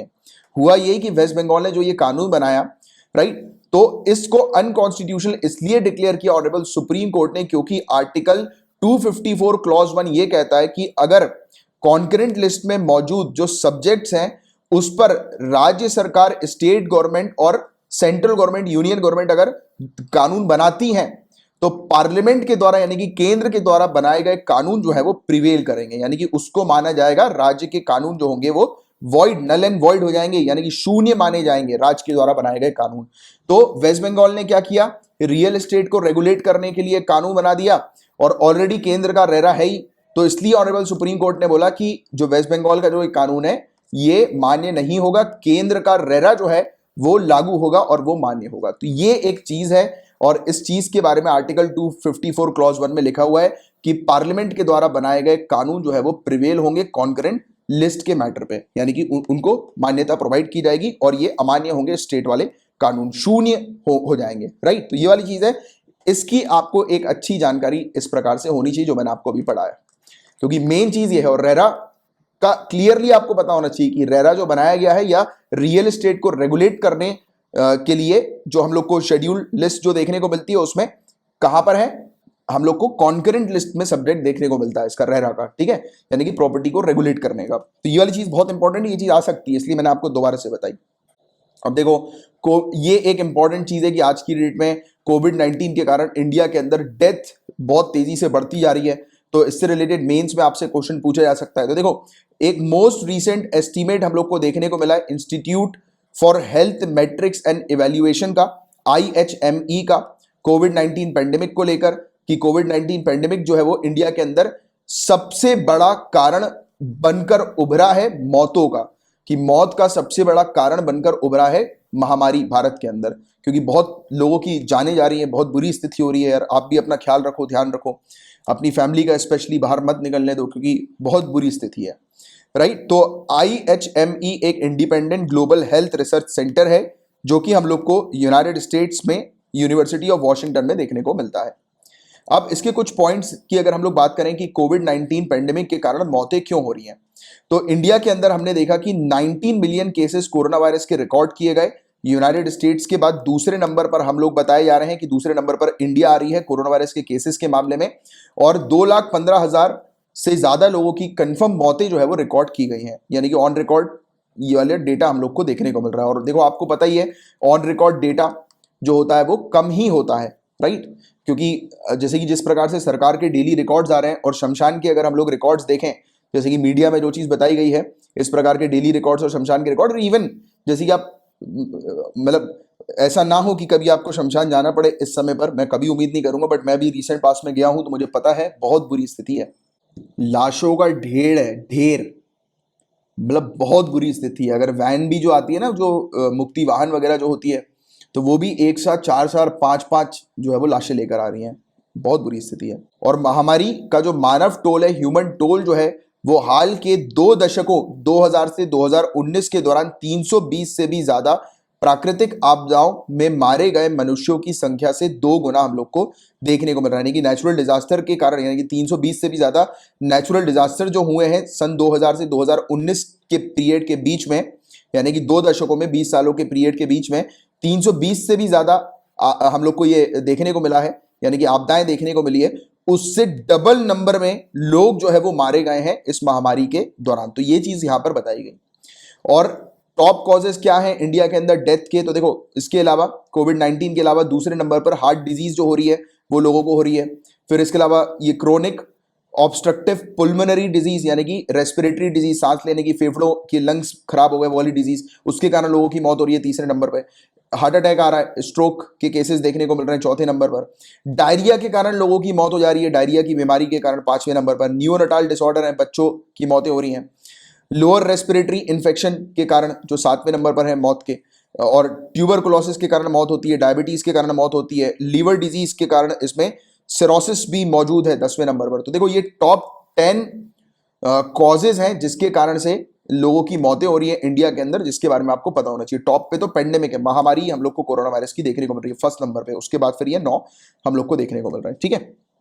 और रीजन क्या है कि कोविड-19 के कारण इतनी ज्यादा डेथ हो रही है, तो रीजन बताया डबल म्यूटेंट B1617 वायरस को, जो अभी एट प्रेजेंट जो ये वायरस का वेरिएंट आ गया कोरोना वायरस का, ये एक वेरिएंट हम लोग को देखने को मिल रहा है, तो इसके कारण बहुत ज्यादा रिस्क जो है वो बढ़ गया है, राइट। और जान जो है वो लोगों की जा रही है क्योंकि सरकार भी प्रिपेयर नहीं है, राइट। इंडिया की हेल्थ इंफ्रास्ट्रक्चर की कंडीशन भी खराब है, मेडिकल ऑक्सीजन की कमी है, और इवन मेडिसिन की भी कमी बताई जा रही है। तो ये सब कुछ पॉइंट्स है जो ध्यान में रखो, मेंस में लिखोगे आप लोग। केंद्र और राज्य सरकार के ऊपर आरोप लगाए जा रहे हैं। ऑनरेबल सुप्रीम कोर्ट ने तक उन्हें रिस्पॉन्सिबल, और इवन हाई कोर्ट ने तक उन्होंने रिस्पॉन्सिबल डिक्लेयर किया कि आप मतलब आपकी जवाबदेही है लोगों की जान बचाना, और आप जान नहीं बचा पा रहे हो। इवन अभी कुछ समय पहले हमने देखा था कि आर्टिकल 21 राइट टू लाइफ का भी उल्लंघन किया है, राइट। इस मतलब हमने देखा कि सरकार के ऊपर आरोप जो है वो लगाए गए कि सरकार जो है वो, केंद्र जो है वो बिल्कुल भी मैनेज नहीं कर पा रही है, इवन स्टेट्स मैनेज नहीं कर पा रही है, मेंटेन नहीं कर पा रही है, कोरोना वायरस को कंट्रोल नहीं कर पा रही है, लोगों की जान जा रही है। तो लोगों की जान जो गई है, इवन हमने देखा था कि इलेक्शन कमीशन के ऊपर भी आरोप जो है वो लगा दिए थे कुछ समय पहले, अभी अपन ने केस देखा था। तो कहीं ना कहीं जो अथॉरिटीज हैं, इंस्टीट्यूशंस हैं, इनके ऊपर भी आरोप लग रहे हैं कि केंद्र सरकार और राज्य सरकार जो है वो लोगों की जान नहीं बचा पा रही है, राइट। मैनेज नहीं कर पा रही है, फेल हो गई है मैनेज करने में। इवन एक्सपर्ट्स भी बिल्कुल भी खुश नहीं है इंडिया के अंदर कोविड-19 वैक्सीन से रिलेटेड, उसके इवन प्रोक्योरमेंट और प्राइसिंग पॉलिसी से रिलेटेड, जिस प्रकार की उसकी खरीदारी हो रही है, उसकी प्राइस है, उससे रिलेटेड भी एक्सपर्ट्स खुश नहीं है, राइट। स्टेट को वेट करना पड़ रहा है वैक्सीन के लिए, अभी तक मतलब पर्याप्त वैक्सीन भी अवेलेबल नहीं है राज्यों के पास। तो आने वाले समय में क्या करना चाहिए, तो IHME ने एडवाइस किया है कि सरकार को स्ट्रिक्ट फिजिकल डिस्टेंसिंग एटलीस्ट 6 हफ्तों के लिए लगा देनी चाहिए। स्ट्रिक्ट फिजिकल डिस्टेंसिंग, अगर हर 10 लाख लोगों में 8 लोगों की अगर मृत्यु हो रही है, 8 से ज्यादा लोगों की मृत्यु हो रही है, तो सरकार को स्ट्रिक्ट फिजिकल डिस्टेंसिंग जो है वो लागू कर देनी चाहिए। और ऑनरेबल सुप्रीम कोर्ट ने भी एडवाइस किया दोनों को, केंद्र सरकार को और स्टेट गवर्नमेंट को, कि उन्हें अगर जरूरत पड़ती है तो लॉकडाउन इंपोज कर देना चाहिए लंबे समय के लिए, बट ये भी इंश्योर करना है कि लोगों की आजीविका जो है वो प्रभावित ना हो, लाइवलीहुड जो है वो इंपैक्ट ना हो। तो ये वाली चीज है जिसके बारे में आपको पता होना चाहिए। एक अच्छा आर्टिकल है कोविड से रिलेटेड, तो इसमें मुझे अच्छे पॉइंट्स लगे, तो इसलिए मैंने ये मेंशन किया, जो कि आप मेंस में उपयोग कर सकते हैं। और गाइस नोट्स करते रहा करो, क्योंकि ये वाले जो पॉइंट्स होते हैं ना इस प्रकार के, ये अगर आप अपने नोट्स बनाते चलो, जैसे कि कोविड-19 आपको पता है इससे रिलेटेड क्वेश्चन आएगा ही आएगा, तो आपके पास एक पेज होना चाहिए कि एटलीस्ट 3-4 पेज इसके अच्छे डेटा आप लेके चलो, जिसको आप वहां पर उपयोग कर सको मेंस में, ठीक है। अब इंडिया को ताइवान की मदद मिली है। ताइवान जो कंट्री हम लोग को देखने को मिलती है, देखो आप ताइवान की टेरिटरी हम लोग को देखने को मिल रही है यहाँ पर, ये चाइना के नीचे है, हांगकांग के पास में नजदीक में हम लोग को देखने को मिल रही है, इसके नीचे फिलीपींस है, राइट। तो ये वाली चीज आपको थोड़ी सी पता होनी चाहिए। यहीं पर ही फिलीपीन सी है, इसी के अगर आप ऊपर जाएंगे तो आपको ईस्ट चाइना सी दिखाई देगी, नीचे जाएंगे आप इसके तो साउथ चाइना सी आपको यहाँ पर दिखाई देगी, ठीक है। तो इस प्रकार से भी आप लोग को मैप की प्रैक्टिस करते हुए चलना है। तो बताया जा रहा है कि रिसेंटली इंडिया को कोविड-19 असिस्टेंस मिला है, कोविड-19 से रिलेटेड मदद मिली है ताइवान से, जिसमें ऑक्सीजन कॉन्सेंट्रेटर और सिलेंडर जो है वो ताइवान ने हमें प्रोवाइड किए हैं। और ये मदद जो रिफ्लेक्ट कर रही है कि इंडिया और ताइवान के बीच में संबंध जो है वो अच्छे बढ़ रहे हैं, स्पेशली उस समय पर जब चाइना से हमारे संबंध जो है वो खराब हुए हैं। अभी लाइन ऑफ एक्चुअल कंट्रोल पर LAC पर हुए मुद्दे के बाद, जैसे कि आपको पता होगा कि लद्दाख पे हमने देखा था कि हमारी इंडियन आर्मी और चाइनीज आर्मी के बीच में स्टैंड ऑफ हुआ था। उससे पहले हम लोग को सिक्किम में देखने को मिला था। तो ये सब मुद्दे होने के बाद, LAC पर मुद्दे होने के बाद, चाइना का जो एग्रेसिव एक्शन हम लोग को इस क्षेत्र पर देखने को मिला था, उसके बाद जो ये इंडिया और ताइवान के जो रिलेशन बढ़े हैं, तो वो एक अच्छा इंडिकेटर हम लोग को देखने को मिल रहा है, राइट। इवन चाइना ने भी ताइवान के एयर स्पेस को वॉयलेट किया है कई बार, राइट। तो ये वाली चीज भी हमें देखने को मिलती है। और इवन तो चाइना तो यही बोलता है कि ताइवान जो है वो चाइना का ही हिस्सा है, राइट। तो वो भी पूरी स्टोरी मैं अभी आपको बताने जा रहा हूं। तो देखो, इंडिया जो है इसने अभी तक चाइना के ऑफर को एक्सेप्ट नहीं किया मदद के। चाइना ने बोला था हमसे कि हम जो है वो मदद करेंगे इंडिया की, बट हमने मना कर दिया क्योंकि इशू हमारा चाइना के साथ हुआ है। इवन हमने जो चाइना से जो मेडिकल सप्लाई जो मंगवाए, जो मेडिसिन मंगवाई है चाइना से, उसका हमने उन्हें पैसा दिया है, राइट। उसे हमने कमर्शियल बेसिस पर बुलवाया है, ना कि मदद के बेसिस पर। तो हमने चाइना से कोई मदद नहीं मांगी, चाइना ने जो चीज हमें दी उसका हमने उसे पैसा दे दिया। ताइवान को लेकर चर्चा करें गाइस, तो यहां पर करीब 23 मिलियन लोग हम लोग को देखने को मिलते हैं। ये चाइना के सदर्न एरिया पर ये आइलैंड हम लोग को देखने को मिलता है, जिसके बारे में मैंने भी आपको मैप में दिखाया था। इंडिपेंडेंटली ये कार्य करता है, जैसे कि हांगकांग है वैसे ही ये ताइवान भी जो है वो इंडिपेंडेंटली जो है वो हम लोग को देखने को मिलता है। इंडिपेंडेंट हम लोग को देखने को मिलता है, स्वतंत्र रूप से शासित है ये, राइट। मेनलैंड चाइना से 1949 के बाद से इंडिपेंडेंटली ऑपरेट करता है, राइट। इसके नेबर में हम लोग को चाइना देखने को मिलती है, officially people Republic of China जो है, राइट। फिर हम लोग को जापान देखने को मिलती है और फिलीपींस देखने को मिलती है, जिसके बारे में मैंने अभी आपको मैप में दिखाया था। और ताइवान जो है वो मोस्ट पॉपुलस स्टेट हम लोग को देखने को मिलती है, सबसे अधिक आबादी वाला राज्य है, जो कि यूनाइटेड नेशन का मेंबर नहीं है। तो याद रखिएगा, ताइवान UN का मेंबर नहीं है, राइट। और लार्जेस्ट इकोनॉमी है यूनाइटेड नेशन के बाहर, तो संयुक्त राष्ट्र के बाहर सबसे बड़ी अर्थव्यवस्था है ये ताइवान। और ताइवान एशिया की 5वीं सबसे बड़ी इकोनॉमी के मामले में कंट्री हम लोग को देखने को मिलती है। 5वीं सबसे बड़ी अर्थव्यवस्था इकोनॉमी के मामले में ताइवान है, एक छोटा सा आइलैंड देश जो कि इकोनॉमिकली काफी पावरफुल है, एशिया के अंदर 5वें नंबर पर आता है, राइट। दुनिया भर में लीड करता है चिप मैन्युफैक्चरिंग के मामले में, और IT हार्डवेयर के मामले में पूरे दुनिया भर में सेकंड लार्जेस्ट मैन्युफैक्चरर है। तो मैन्युफैक्चरिंग ये करता है टेक्नोलॉजी पर, इसलिए इतना आगे जो है वो बढ़ा हुआ है। तो रिलेशनशिप चाइना और ताइवान के बीच में कैसे हैं ये आपको पता होना चाहिए। तो पीपल रिपब्लिक ऑफ चाइना जो है वो इस आइलैंड को अपनी प्रोविंस के तौर पर देखता है, प्रांत के रूप में देखता है, यानी कि ये बोलता है कि ये जो आइलैंड है ताइवान वो चाइना का ही हिस्सा है। बट ताइवान जो है ये बोलता है कि ये इसकी खुद की डेमोक्रेटिक इलेक्टेड गवर्नमेंट है, यानी कि खुद की चुनी हुई इसकी सरकार है, राइट। और इनके अलग व्यू है चाइना से, ये बोलते हैं कि ये आइलैंड जो है वो इंडिपेंडेंट है, ये चाइना से नहीं जुड़ा हुआ है। बट चाइना बोलती है कि ये इसी की ही प्रोविंस है, यानी कि ताइवान जो है वो चाइना की प्रोविंस है, ऐसा चाइना का कहना है। बट ताइवान बोलता है कि यार हमारे यहाँ इंडिपेंडेंट इलेक्शन होते हैं, हमारे यहाँ पूरी चीज अलग चलती है चाइना से, तो हम जो है वो अलग है, हम इंडिपेंडेंट है, राइट। हमारा चाइना से कोई रिलेशनशिप नहीं है पॉलिटिकली। तो चाइना और ताइवान जो है वो एक फ्रेजाइल रिलेशनशिप मेंटेन करते हैं, एक नाजुक संबंध है उन दोनों के बीच में, राइट। जो कि पिछले 7 सालों में हालांकि थोड़ा सा इंप्रूव हुआ है, बट उतना इंप्रूव नहीं हुआ कि ताइवान बोल दे कि वो चाइना का हिस्सा है। और चाइना की एक वन चाइना पॉलिसी हम लोग को देखने को मिलती है, वन चाइना पॉलिसी। तो ये बेसिकली बोलती है कि चाइना की जो पोजीशन है वो कुछ इस प्रकार की है कि सिर्फ एक ही चाइनीज गवर्नमेंट है, राइट। वन चाइना पॉलिसी के तहत सिर्फ एक ही चाइनीज गवर्नमेंट है। इसका मतलब यह है साफ साफ कि जो भी कंट्रीज डिप्लोमेटिक रिलेशन बना रही हैं चाइना के साथ, यानी कि मेनलैंड चाइना के साथ, पीपल्स रिपब्लिक ऑफ चाइना के साथ, उसे अपने ऑफिशियल रिलेशनशिप ROC यानी कि ताइवान के साथ तोड़ देने चाहिए।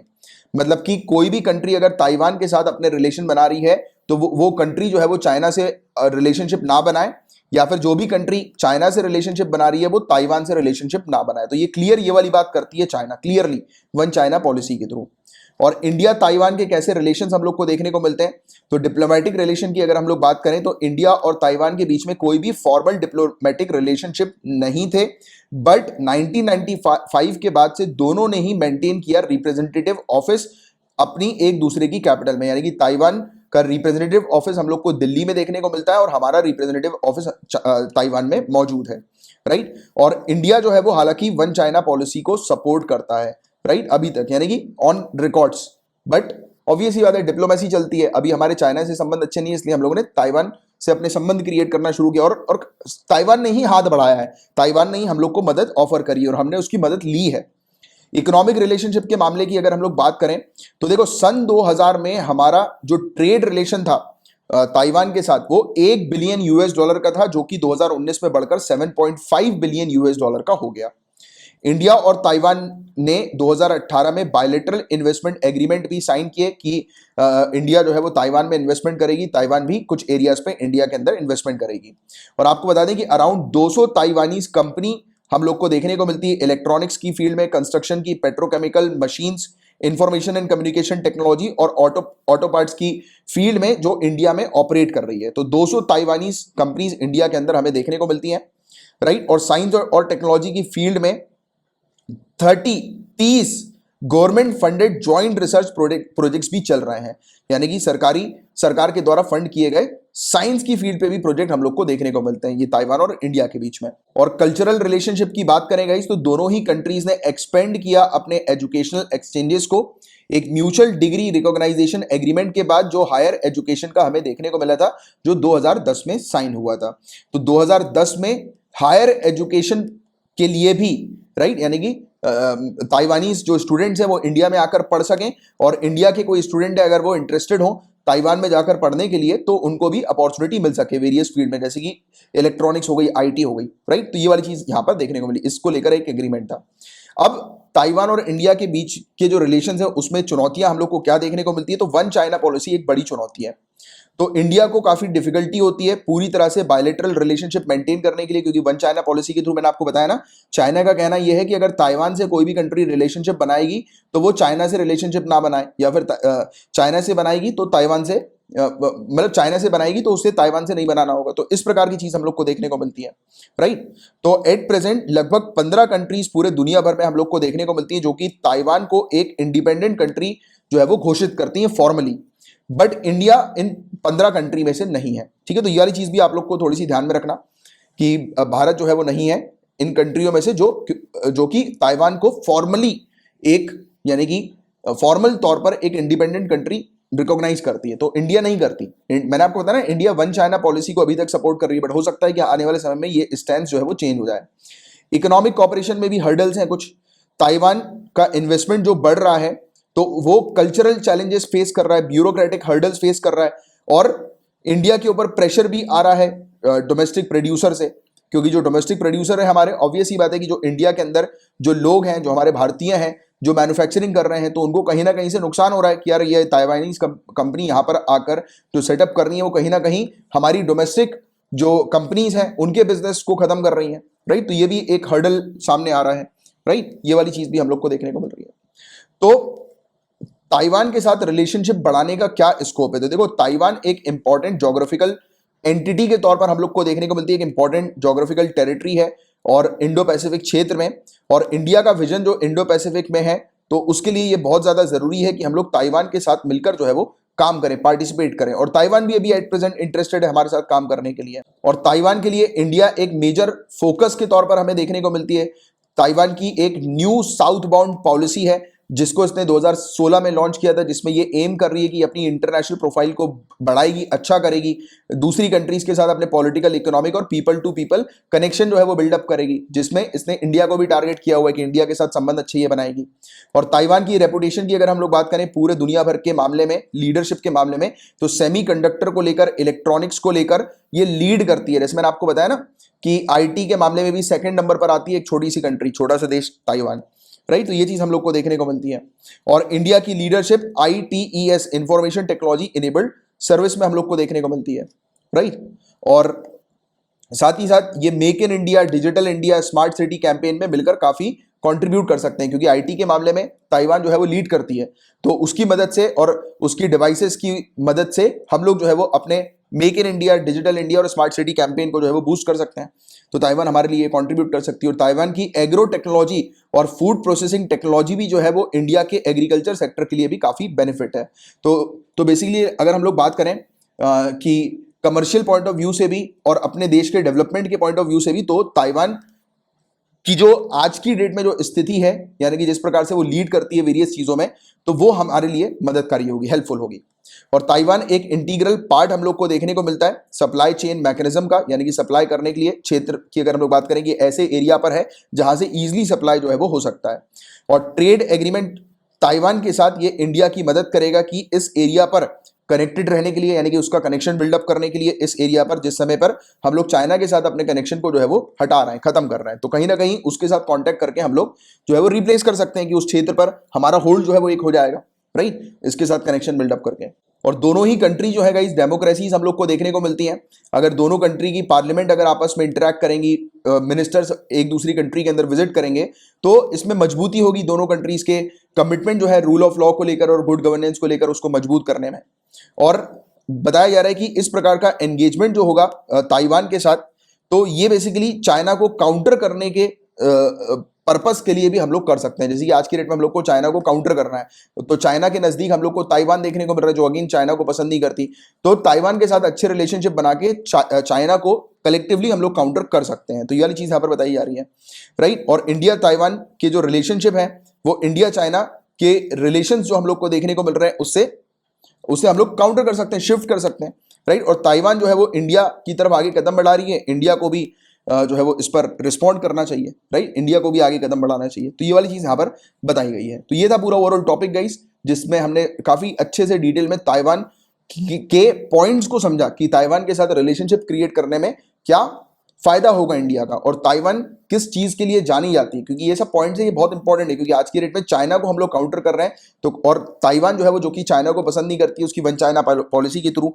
चाइना हमेशा से ताइवान के ऊपर अपना कंट्रोल जो है वो स्टैब्लिश करने की कोशिश करती रहती है निरंतर, जैसे वो हांगकांग के ऊपर करती है, राइट। तो वही वाली चीज है। तो इस चीज को आपको समझना बहुत ज्यादा जरूरी था, और इससे रिलेटेड पॉइंट्स आपके प्रिपेयर्ड रहने चाहिए सिविल सर्विसेज के लिए।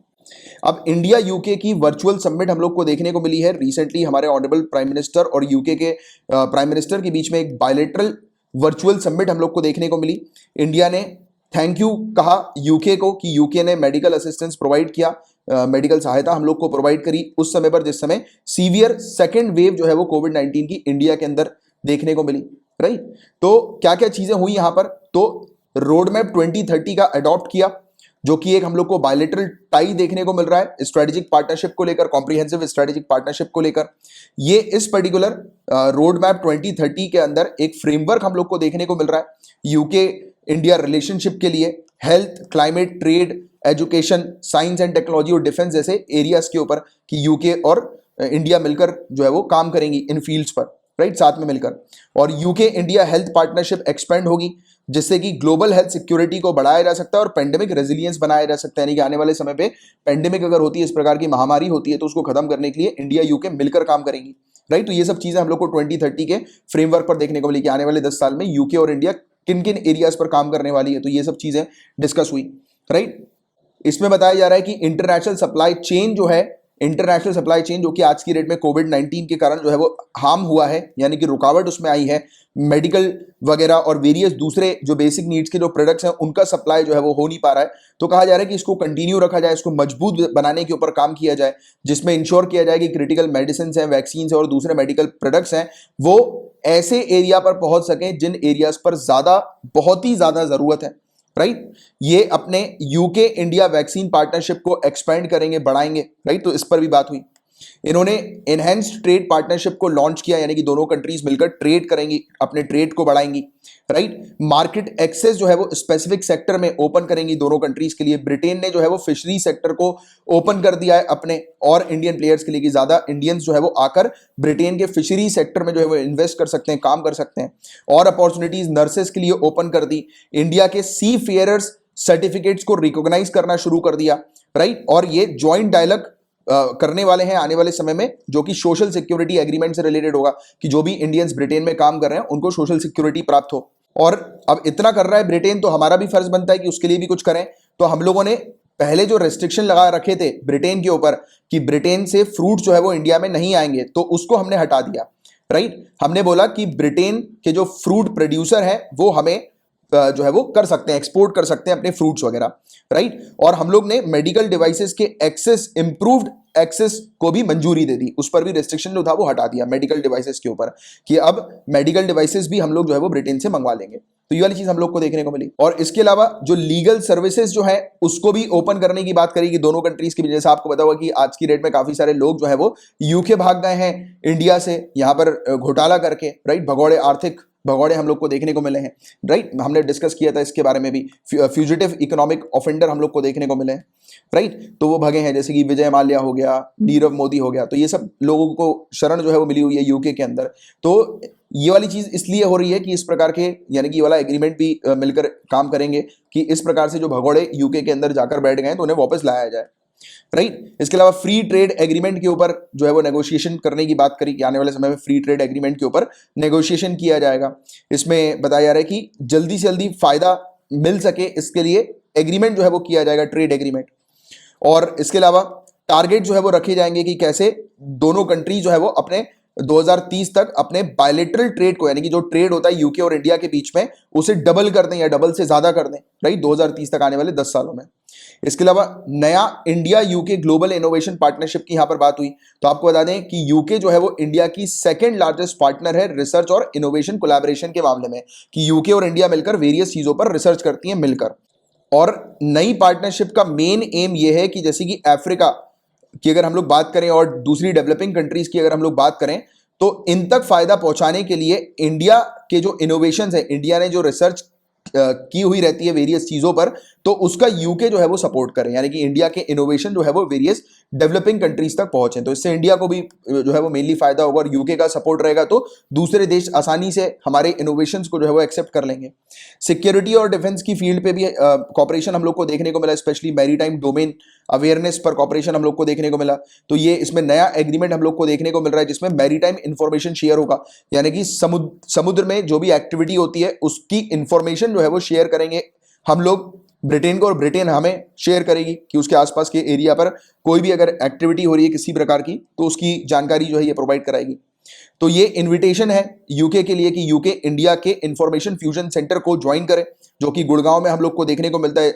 और एक एम्बिशियस एक्सरसाइज प्रोग्राम की बात करी जिसमें ज्वाइंट ट्राइलेटरल एक्सरसाइज भी हम लोग को देखने को मिलेंगी, कि मतलब हमारी मैरीटाइम और मिलिट्री एक्सरसाइज में यूके भी इन्वॉल्व होने वाली है वेरियस एक्सरसाइजेस के अंदर। यूके का कैरियर स्ट्राइक ग्रुप है, एक यूके का कैरियर स्ट्राइक ग्रुप जो कि इंडिया विजिट करेगा इस साल के एंड के आसपास, यानी कि इसी साल में बाद में जो है वो यूके का कैरियर स्ट्राइक ग्रुप जो है वो इंडिया विजिट करेगा और इंडियन नेवीज के साथ अपने कॉन्टैक्ट जो है वो बढ़ाएगा और इंडियन एयरफोर्स के साथ अपने कॉन्टैक्ट्स को मजबूत करेगा। फिर ये ज्वाइंट ट्रेनिंग एक्सरसाइज करेंगे, यानी कि यूके की टीम जो है वो इंडिया के एयरफोर्स और नेवल फोर्स को जो है वो ट्रेन करेगी, और हमारी जो टीम है, यानी कि हमारा जो डिपार्टमेंट है, हमारी जो फोर्स है, वो यूके की फोर्स को भी ट्रेन करेगी वेरियस चीजों के बारे में, राइट। तो आपस में आने वाले समय में वेरियस ऑपरेशन भी ये कंडक्ट करेंगे वेस्टर्न इंडियन ओशियन पर, और यूके के इंडो पैसिफिक टिल्ट पर हम लोग को देखने को मिल रहा है, राइट। वेरियस ऑपरेशंस वगैरह हम लोग को देखने को मिलेंगे, मिलकर ये कंडक्ट करेंगे। लाइट कॉम्बैट एयरक्राफ्ट मार्क 2 की बात करें तो इंडिया में ही बनाया गया लाइट कॉम्बैट एयरक्राफ्ट मार्क 2 है, उसको सपोर्ट करने के लिए ये चीज की जा रही है कि यानी कि यूके जो है वो उसको सपोर्ट करेगा।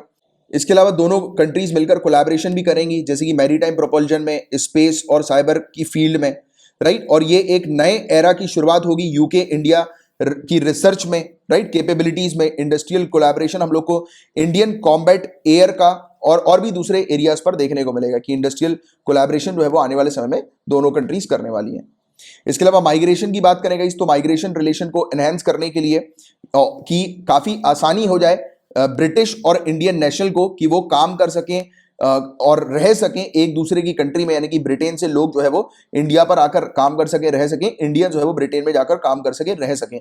तो इसके लिए ये माइग्रेशन रिलेशनशिप जो है वो क्रिएट कर रहे हैं, उसको अच्छा कर रहे हैं, बढ़ा रहे हैं, राइट। ये साइन करेंगे India UK migration and mobility partnership को, जिसका मेन एम ये है कि इलीगल इमिग्रेशन जो है वो यूके के अंदर कम हो जाए, रिड्यूस हो जाए, राइट, क्योंकि भारतीय जो है वो काफी सारे कई बार इलीगल तरीके से यूके में रहते हैं, राइट। यानी कि बिना परमिशन के काफी लंबे समय तक वहां पर रहते हैं, तो ऐसी चीज ना हो, राइट। तो इस पर ये काम करेंगे। और जो ये मुद्दा है इलीगल इमिग्रेशन का, ये काफी समय से दोनों कंट्रीज के बीच में हम लोग को काफी सालों तक देखने को मिला, राइट। बट एमएमपी जो है, यानी कि ये माइग्रेशन एंड मोबिलिटी पार्टनरशिप, ये मदद करेगी जेन्युइन इमिग्रेंट्स और स्टूडेंट्स को कि वो वहां पर जाकर रह सकें और इसके कारण जो है वो क्राइम ना हो इस प्रकार के, राइट। जो इमिग्रेशन से रिलेटेड जो क्राइम्स होते हैं वो ना हो और जेन्युइन स्टूडेंट्स ही वहां पर जाकर रहें और काम करें, या जेन्युइन लोग ही वहां पर जाकर रहें और काम करें।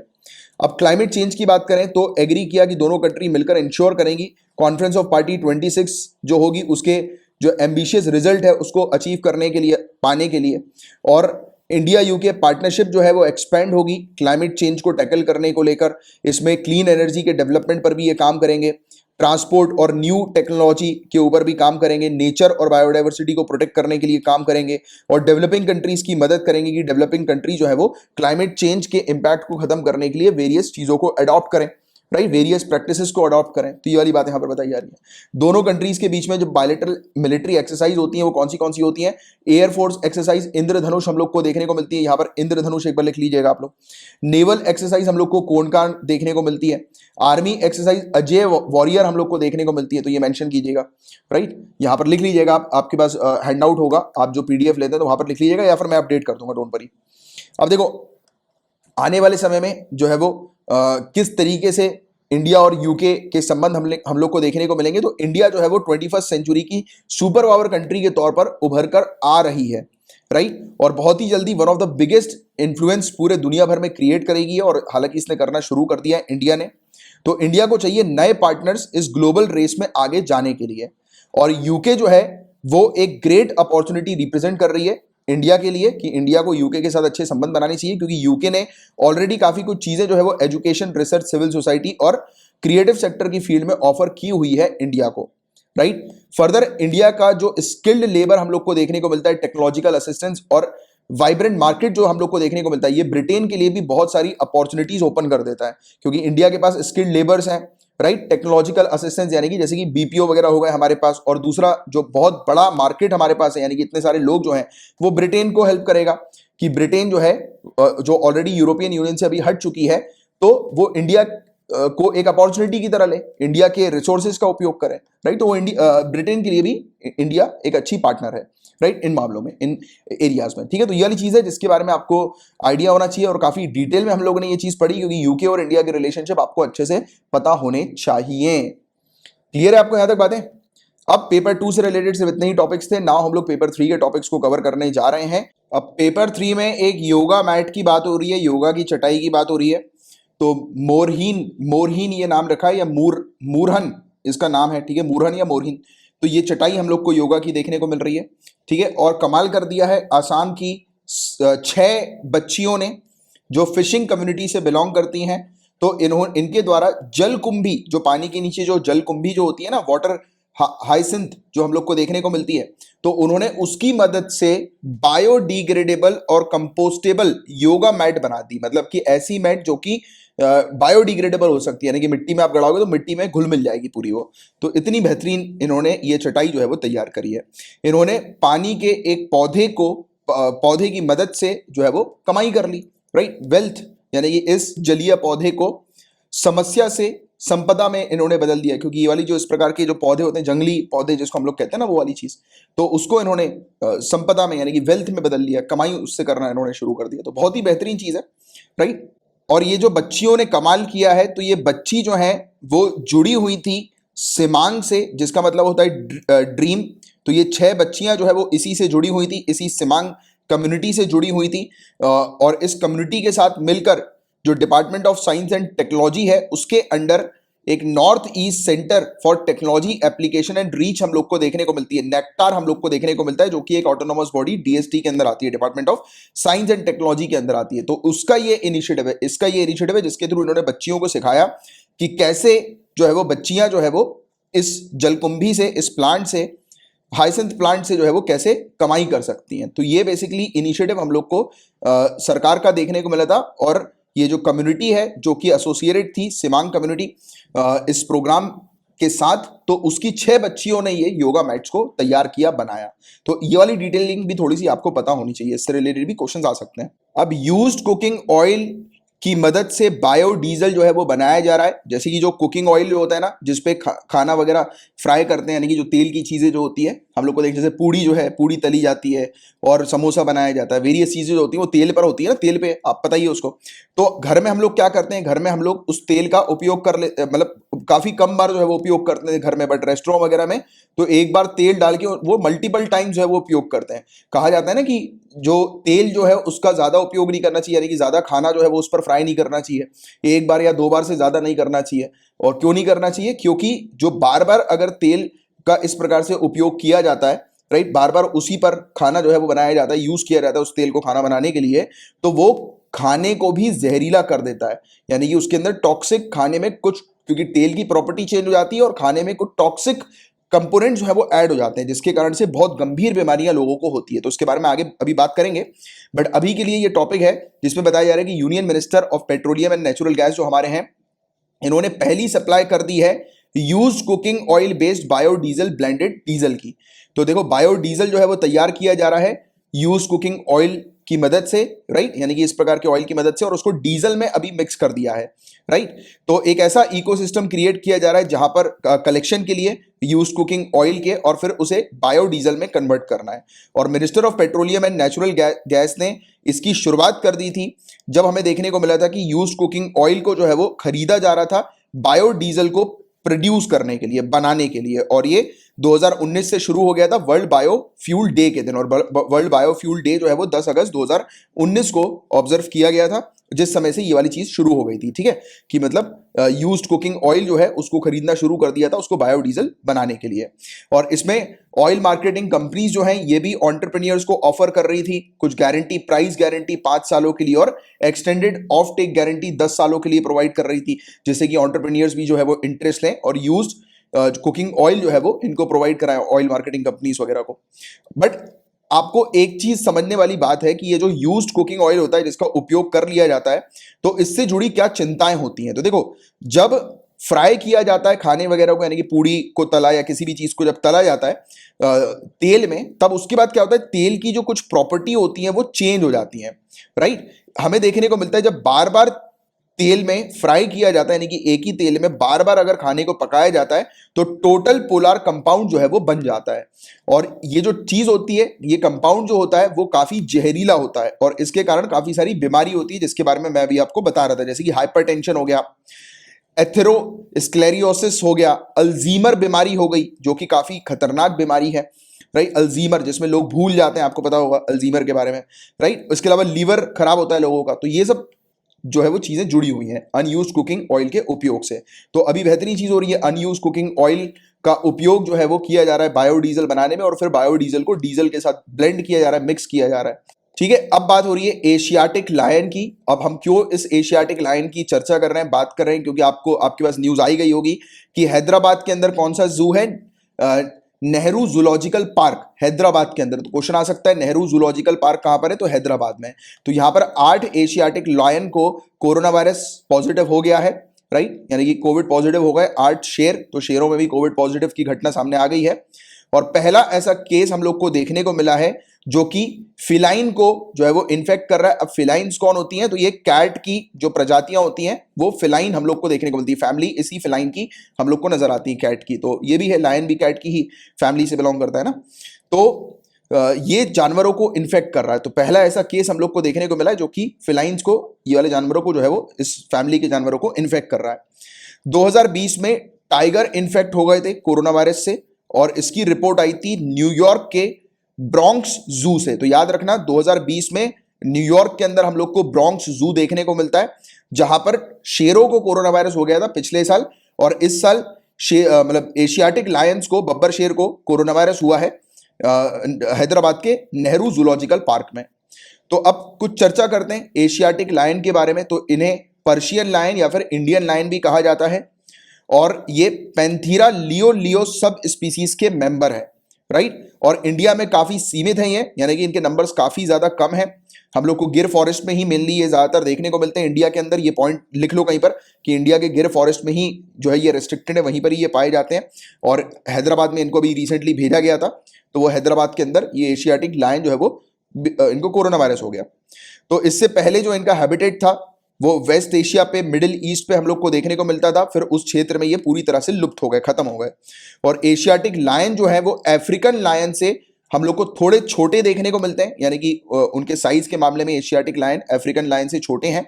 इनका मस्त जो फीचर है, यानी कि एक कैरेक्टर है जिनके लिए ये काफी ज्यादा जाने जाते हैं एशियाटिक लायन अफ्रीकन लायन से जो थोड़े से डिफरेंट होते हैं, वो ये है कि इनके पेट की जो स्किन जो होती है वो फोल्डेड हम लोग को नजर आती है। इनकी पेट की जो स्किन है ये लटकी हुई, वो थोड़ी सी हम लोग को ये इस प्रकार से फोल्डेड टाइप की हम लोग को देखने को मिलती है। तो ये इसका एक अलग फीचर हम लोग को नजर आता है, राइट, इस प्रकार का। तो वो चीज यहां पर बताई गई है।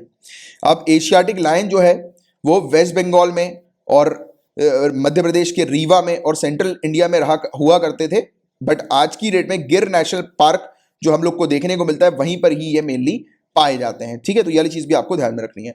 2020 में गुजरात फॉरेस्ट डिपार्टमेंट में अनाउंस किया था कि इनकी जो प्रजाति है वो इंक्रीज हुई है गिर फॉरेस्ट रीजन में, राइट। और आपको बता दें कि इनको जो खतरा जो होता है वो किस कारणवश होता है, जैसे कि अगर कभी प्लेग आ गया या नेचुरल डिजास्टर हो गया तो उसके कारण इनकी मौत होने की संभावनाएं होती है, इनका शिकार होता है। लोकलाइट्स इन्हें पसंद नहीं करते क्योंकि कई बार शेर वगैरह जो है, जैसे कि आसपास के एरिया में, जैसे कि गांव है तो गांव के क्षेत्र के एरिया में लोगों की गाय वगैरह को खा लिया शेर ने, तो लोग जो है वो फिर उसका बदला लेते हैं, राइट, शेरों को मार के। तो ऐसी चीजें भी, ऐसे इंसिडेंट्स भी होते हैं। तो ये सब चीजें से उनको खतरा है। इनके प्रोटेक्शन स्टेटस की बात करें तो IUCN की रेड लिस्ट के अंदर ये एंडेंजर्ड कैटेगरी में है, CITES के अपेंडिक्स 1 में है, वाइल्ड लाइफ प्रोटेक्शन एक्ट 1972 के शेड्यूल 1 के अंदर ये हमें देखने को मिलता है। अब देखिए गाइस, मैंने अभी आपको पता होगा शायद कि एक नया अपना GS का चैनल है, जनरल स्टडीज का चैनल है। मैंने कल एक लेक्चर जो है वो अपलोड किया था, कल या परसों रात में आई थिंक मैंने ये लेक्चर अपलोड किया था, जिसमें मैंने पूरी चीज यानी कि एनवायरमेंट इकोलॉजी के प्रोटेक्शन के लिए पूरे दुनिया भर में क्या क्या इनिशिएटिव लिए गए हैं, जिसमें मैंने आपको IUCN, CITES वेरियस चीजों के बारे में पढ़ाया हुआ है। तो प्रीलिम्स के लिए वो टॉपिक बहुत इंपॉर्टेंट है और वो GS का अपना नया चैनल सब्सक्राइब कर लीजिए अगर नहीं किया है तो। मैंने कल के दिन जो है वो चोल एम्पायर पर भी एक पूरा वीडियो जो है वो बनाया है, चोल डायनेस्टी के ऊपर। तो वो लेक्चर आपके लिए इंपॉर्टेंट है, वहां पर मैं आपकी जनरल स्टडीज की तैयारी करवा रहा हूँ। ये वाले चैनल पे आपकी करंट अफेयर्स की स्पेसिफिकली तैयारी चलती है, उस चैनल पे जनरल स्टडीज की मेनली तैयारी मैं आपकी करवा रहा हूँ। तो उस चैनल को आप सब्सक्राइब कर लीजिए, ठीक है। वहां पर फिर मैंने आपको बताया भी हुआ था, ये जब मैं पढ़ा रहा था IUCN के बारे में, इन सब चीजों के बारे में, कि जो भी टॉपिक अगर न्यूज में आ रहा है तो आप जब अपने नोट्स बना के चल रहे हो, क्योंकि IUCN के टॉपिक को, CITES के, वाइल्ड लाइफ प्रोटेक्शन एक्ट और बहुत सारे टॉपिक्स को मैंने आपको वहां पे कवर कराया और मैंने वहां पर बोला है कि आप अपने नोट्स में इन सब चीजों को अपडेट करते रहो। तो उससे क्या रहेगा कि आप जनरल स्टडीज के टॉपिक के पास में ही करंट अफेयर्स का अपडेट जो है वो मेंशन कर देंगे, जिससे कि आपके नोट्स जो है वो बेहतर तरीके से बनेंगे। और अगर आपको चाहिए कि नोट्स किस प्रकार से बनाना है तो कभी अपन एक लाइव सेशन ले लेंगे जिसमें मैं आप लोग को नोट्स बनाने, कैसे अच्छे नोट्स आप बनाएं, उसकी मैं आपको एक अच्छी जानकारी दे दूंगा। अब देखो क्या क्या कदम उठाए हैं हम लोगों ने इनको प्रोटेक्ट करने के लिए। तो एशियाटिक लायन कंजर्वेशन प्रोजेक्ट एक चलता है जो कि union ministry of environment, forest and climate change के द्वारा लॉन्च किया गया है, राइट, एशियाटिक लायन को प्रोटेक्ट करने के लिए। और हमने देखा 2018 से 2021 के लिए 3 फाइनेंशियल ईयर के लिए इस चीज को अप्रूव किया है, राइट, यानी कि इस पर्टिकुलर प्रोजेक्ट को कि 3 सालों में एशियाटिक लायन को बचाएंगे हम लोग, इनका कंजर्वेशन करेंगे, इनको बढ़ाने की कोशिश करेंगे, राइट। इसके अंदर काफी सारी कम्युनिटीज को हम लोग इन्वॉल्व करेंगे, उनके कोऑर्डिनेशन की हमें आवश्यकता होगी, काफी सारी एजेंसीज की डिजीज को कंट्रोल करने के लिए, राइट, वेटनरी केयर के लिए भी एशियाटिक लायन के कंजर्वेशन के। तो ये सब चीजें इस प्रोजेक्ट के अंदर बताई जा रही है। अब थोड़ी सी बात हम लोग नेहरू जूलॉजिकल पार्क के बारे में भी कर लेते हैं। तो हैदराबाद में ये नेहरू जूलॉजिकल पार्क हम लोग को देखने को मिलता है। वन ऑफ द लार्जेस्ट जू है इंडिया का, काफी बड़ा जू है ये, right. Top sight seeing places है इंडिया की, और जो भी लोग हैदराबाद में जाते हैं, तेलंगाना के अंदर हैदराबाद में, तो वो यहाँ पर विजिट करते हैं क्योंकि मतलब साइट सीइंग व्यू यहाँ का हम लोग को देखने को मिलता है। फॉरेस्ट डिपार्टमेंट के द्वारा इसे चलाया जाता है, गवर्नमेंट ऑफ तेलंगाना के। ये जू का नाम जवाहरलाल नेहरू जी के नाम पर पड़ा है, जो पहले हमारे ऑनरेबल प्राइम मिनिस्टर थे हमारी कंट्री के, राइट। पब्लिक के लिए ये जू 1963 में ओपन कर दिया गया था। और इसके अलावा हम लोग को देखने को मिलता है कि मीर आलम टैंक, इसी के नजदीक ये जू हम लोग को देखने को मिलता है, या फिर मीर आलम टैंक जो है वो जू के काफी नजदीक है, जो कि 200 साल पुराना है। और दुनिया का पहला मल्टी आर्क मैंसोरी डैम ये हम लोग को देखने को मिलता है, राइट। मीर आलम टैंक। तो क्वेश्चन ये भी आ सकता है मीर आलम टैंक कहाँ पर है, तो ये आपको ध्यान में रखना है, हैदराबाद के अंदर ये जूलॉजिकल नेहरू पार्क जो हम लोग को देखने को मिल रहा है उसके नजदीक है, नेहरू जूलॉजिकल पार्क के नजदीक है, ठीक है। तो ये चीज है और इसी के साथ पेपर 3 के टॉपिक्स खत्म होते हैं और आप लोग के लिए जनरल स्टडीज के कुछ प्रैक्टिस क्वेश्चन है। प्रधानमंत्री मुद्रा योजना के बारे में आपको बताना है, क्या इसे सरकार ने 2017 में लॉन्च किया था? 10 लाख रुपए तक का loan non corporate non farm small micro enterprises को प्रोवाइड कराने के लिए था क्या? मुद्रा का फुल फॉर्म है Micro Unit Development and Refinance Agency Limited, और क्या ये फाइनेंशियल इंस्टीट्यूशन है जो कि सरकार के द्वारा सेटअप किया गया है? और क्या ये फंडिंग प्रोवाइड कराता है non corporate small business sector के लिए various last mile financial institution के थ्रू, जैसे कि banks, non banking financial company और माइक्रो फाइनेंस इंस्टीट्यूशन? तो बताइए इसका क्या होगा करेक्ट आंसर, फटाफट नीचे कमेंट बॉक्स में लिखकर बताइए। आपको जैसे कि ये वाली जो स्कीम है प्रधानमंत्री मुद्रा योजना, उसके थ्रू हम लोग को शिशु, किशोर और तरुण देखने को मिलता है, यानी कि 3 कैटेगरीज देखने को मिलती है लोन ऑफर करने की। तो इसमें आपको करेक्ट पेयर चूज करना है। क्या शिशु 50,000 रुपए तक के लोन के लिए है क्या? किशोर क्या 5 लाख से 10 लाख रुपए के लोन तक के लिए है क्या? तरुण क्या 50,000 से 5 लाख रुपए तक के लोन के लिए है क्या? तो बताइए करेक्ट पेयर आपको बताना है। इसका आंसर ये है, पहले का बी, दूसरे का ए। नीचे कमेंट बॉक्स पर होपफुली आपने करेक्ट आंसर दिया होगा। और इसी के साथ अपना लेक्चर फिनिश होता है। और अगर आप सीरियस स्टूडेंट्स हैं और सीरियसली तैयारी कर रहे हैं यूपीएससी 2021 की, तो आप इस टेस्ट सीरीज को ज्वाइन कीजिएगा, हाईली रिकमेंडेड। टोटल 25 टेस्ट हैं, हर एक टेस्ट 100 क्वेश्चन का है, इंग्लिश हिंदी दोनों में टेस्ट हैं और 15 सब्जेक्ट वाइज टेस्ट हैं, 10 फुल लेंथ टेस्ट हैं और आपको हर एक टेस्ट का डिटेल सोल्यूशन यहां पर दिया जा रहा है। खास बात यह है कि डेली आपको टारगेट्स दिए जाते हैं, उन टारगेट्स के अकॉर्डिंग आप अपनी तैयारी करते हैं और अगर आप ऐसा करेंगे तो 27 जून 2021 से पहले आपका पूरा सिलेबस यूपीएससी का कंप्लीट हो जाएगा। तो हाईली रिकमेंडेड सिर्फ उन्हीं स्टूडेंट के लिए जो सीरियसली तैयारी कर रहे हैं और 2021 में अपीयर हो रहे हैं। सीसेट अगर आपका कमजोर है तो अभी भी मौका है सीसेट की तैयारी करने का, और 3 डेमो क्लासेस देखिए, उसके बाद फिर इस सीसेट के कोर्स को ज्वाइन कर सकते हैं। हिस्ट्री आपकी कमजोर है तो हिस्ट्री की इतनी बेहतरीन तैयारी की जा रही है कि आपको हिस्ट्री जो है वो पूरी की पूरी बहुत अच्छे से समझ में आएगी और एग्जाम के समय पे आप भूलेंगे नहीं, क्योंकि टीचर यहाँ पर जो फैकल्टी है वो आपको बहुत सारी ट्रिक्स भी प्रोवाइड कराते हैं और काफी इजी तरीके से हिस्ट्री की तैयारी करवाते हैं। तो 3 डेमो क्लासेस इसकी भी अवेलेबल हैं, इसको देखकर आप हिस्ट्री का कोर्स जो है वो ले सकते हैं। और बाकी सोशियोलॉजी ऑप्शनल, अगर आपका सोशियोलॉजी ऑप्शनल है तो इतनी बेहतरीन एक्सपर्ट फैकल्टी है इस ऑप्शनल के लिए। अगर आप सोच भी रहे हो सोशियोलॉजी ऑप्शन लेने के लिए तो डेफिनेटली इस कोर्स को ज्वाइन करो, और आपने ऑलरेडी ले लिया है सोशियोलॉजी का ऑप्शनल, इस कोर्स को डेफिनेटली ज्वाइन करो, राइट। क्योंकि जो ये फैकल्टी है इन्होंने जीरो से तैयारी करवाई है यूपीएससी रैंक 5 की, यूपीएससी रैंक 5 स्टूडेंट की जीरो से इन्होंने तैयारी करवाई, जीरो से। आप इनका कोर्स लीजिए, आपको मजा आ जाएगा। और इस रेट पे ऐसी फैकल्टी और ऐसी सर्विसेज जो है वो आपको कहीं और नहीं मिलेगी, दैट इज गारंटी। और करंट अफेयर्स का पेड पैकेज आप ले सकते हैं मात्र 100 रुपीज पर मंथ की फीस में। आपको करंट अफेयर्स के नोट्स बनाने की जरूरत नहीं पड़ेगी। करंट अफेयर्स के जो ये लेक्चर देखते हैं आप, उसकी आपको पीडीएफ मिलती है, हैंड आउट नोट्स मिलते हैं, वीकली कंपाइलेशन मिलता है पीडीएफ का, और आपको मंथली मैगजीन मिलती है मात्र 100 रुपीज पर मंथ की फीस में। करंट अफेयर्स के अगर क्वेश्चंस आपको प्रैक्टिस करने के लिए चाहिए तो वो वाली फैसिलिटी भी अवेलेबल है, एक ऑफर भी है जिसको आप ले सकते हैं। और कोई भी अगर समस्या आए इसको कोर्स को ज्वाइन करने में तो 9713282838 282838 ये मेरा पर्सनल नंबर है। अपने अपने मोबाइल में इस नंबर को सेव कर लीजिए। व्हाट्सएप के थ्रू, टेलीग्राम के थ्रू या एसएमएस के थ्रू आप मुझसे कांटेक्ट कर सकते हैं। मेरा रिप्लाई आपके पास विद इन 24 आवर्स आ जाएगा। तो चलिए अब हम लोग मिलते हैं नेक्स्ट लेक्चर में, तब तक के लिए बाय बाय, टेक केयर, ध्यान रखिए अपना, घर में रहिए, सुरक्षित रहिए, पढ़ाई करते रहिए, ऑल द वेरी बेस्ट।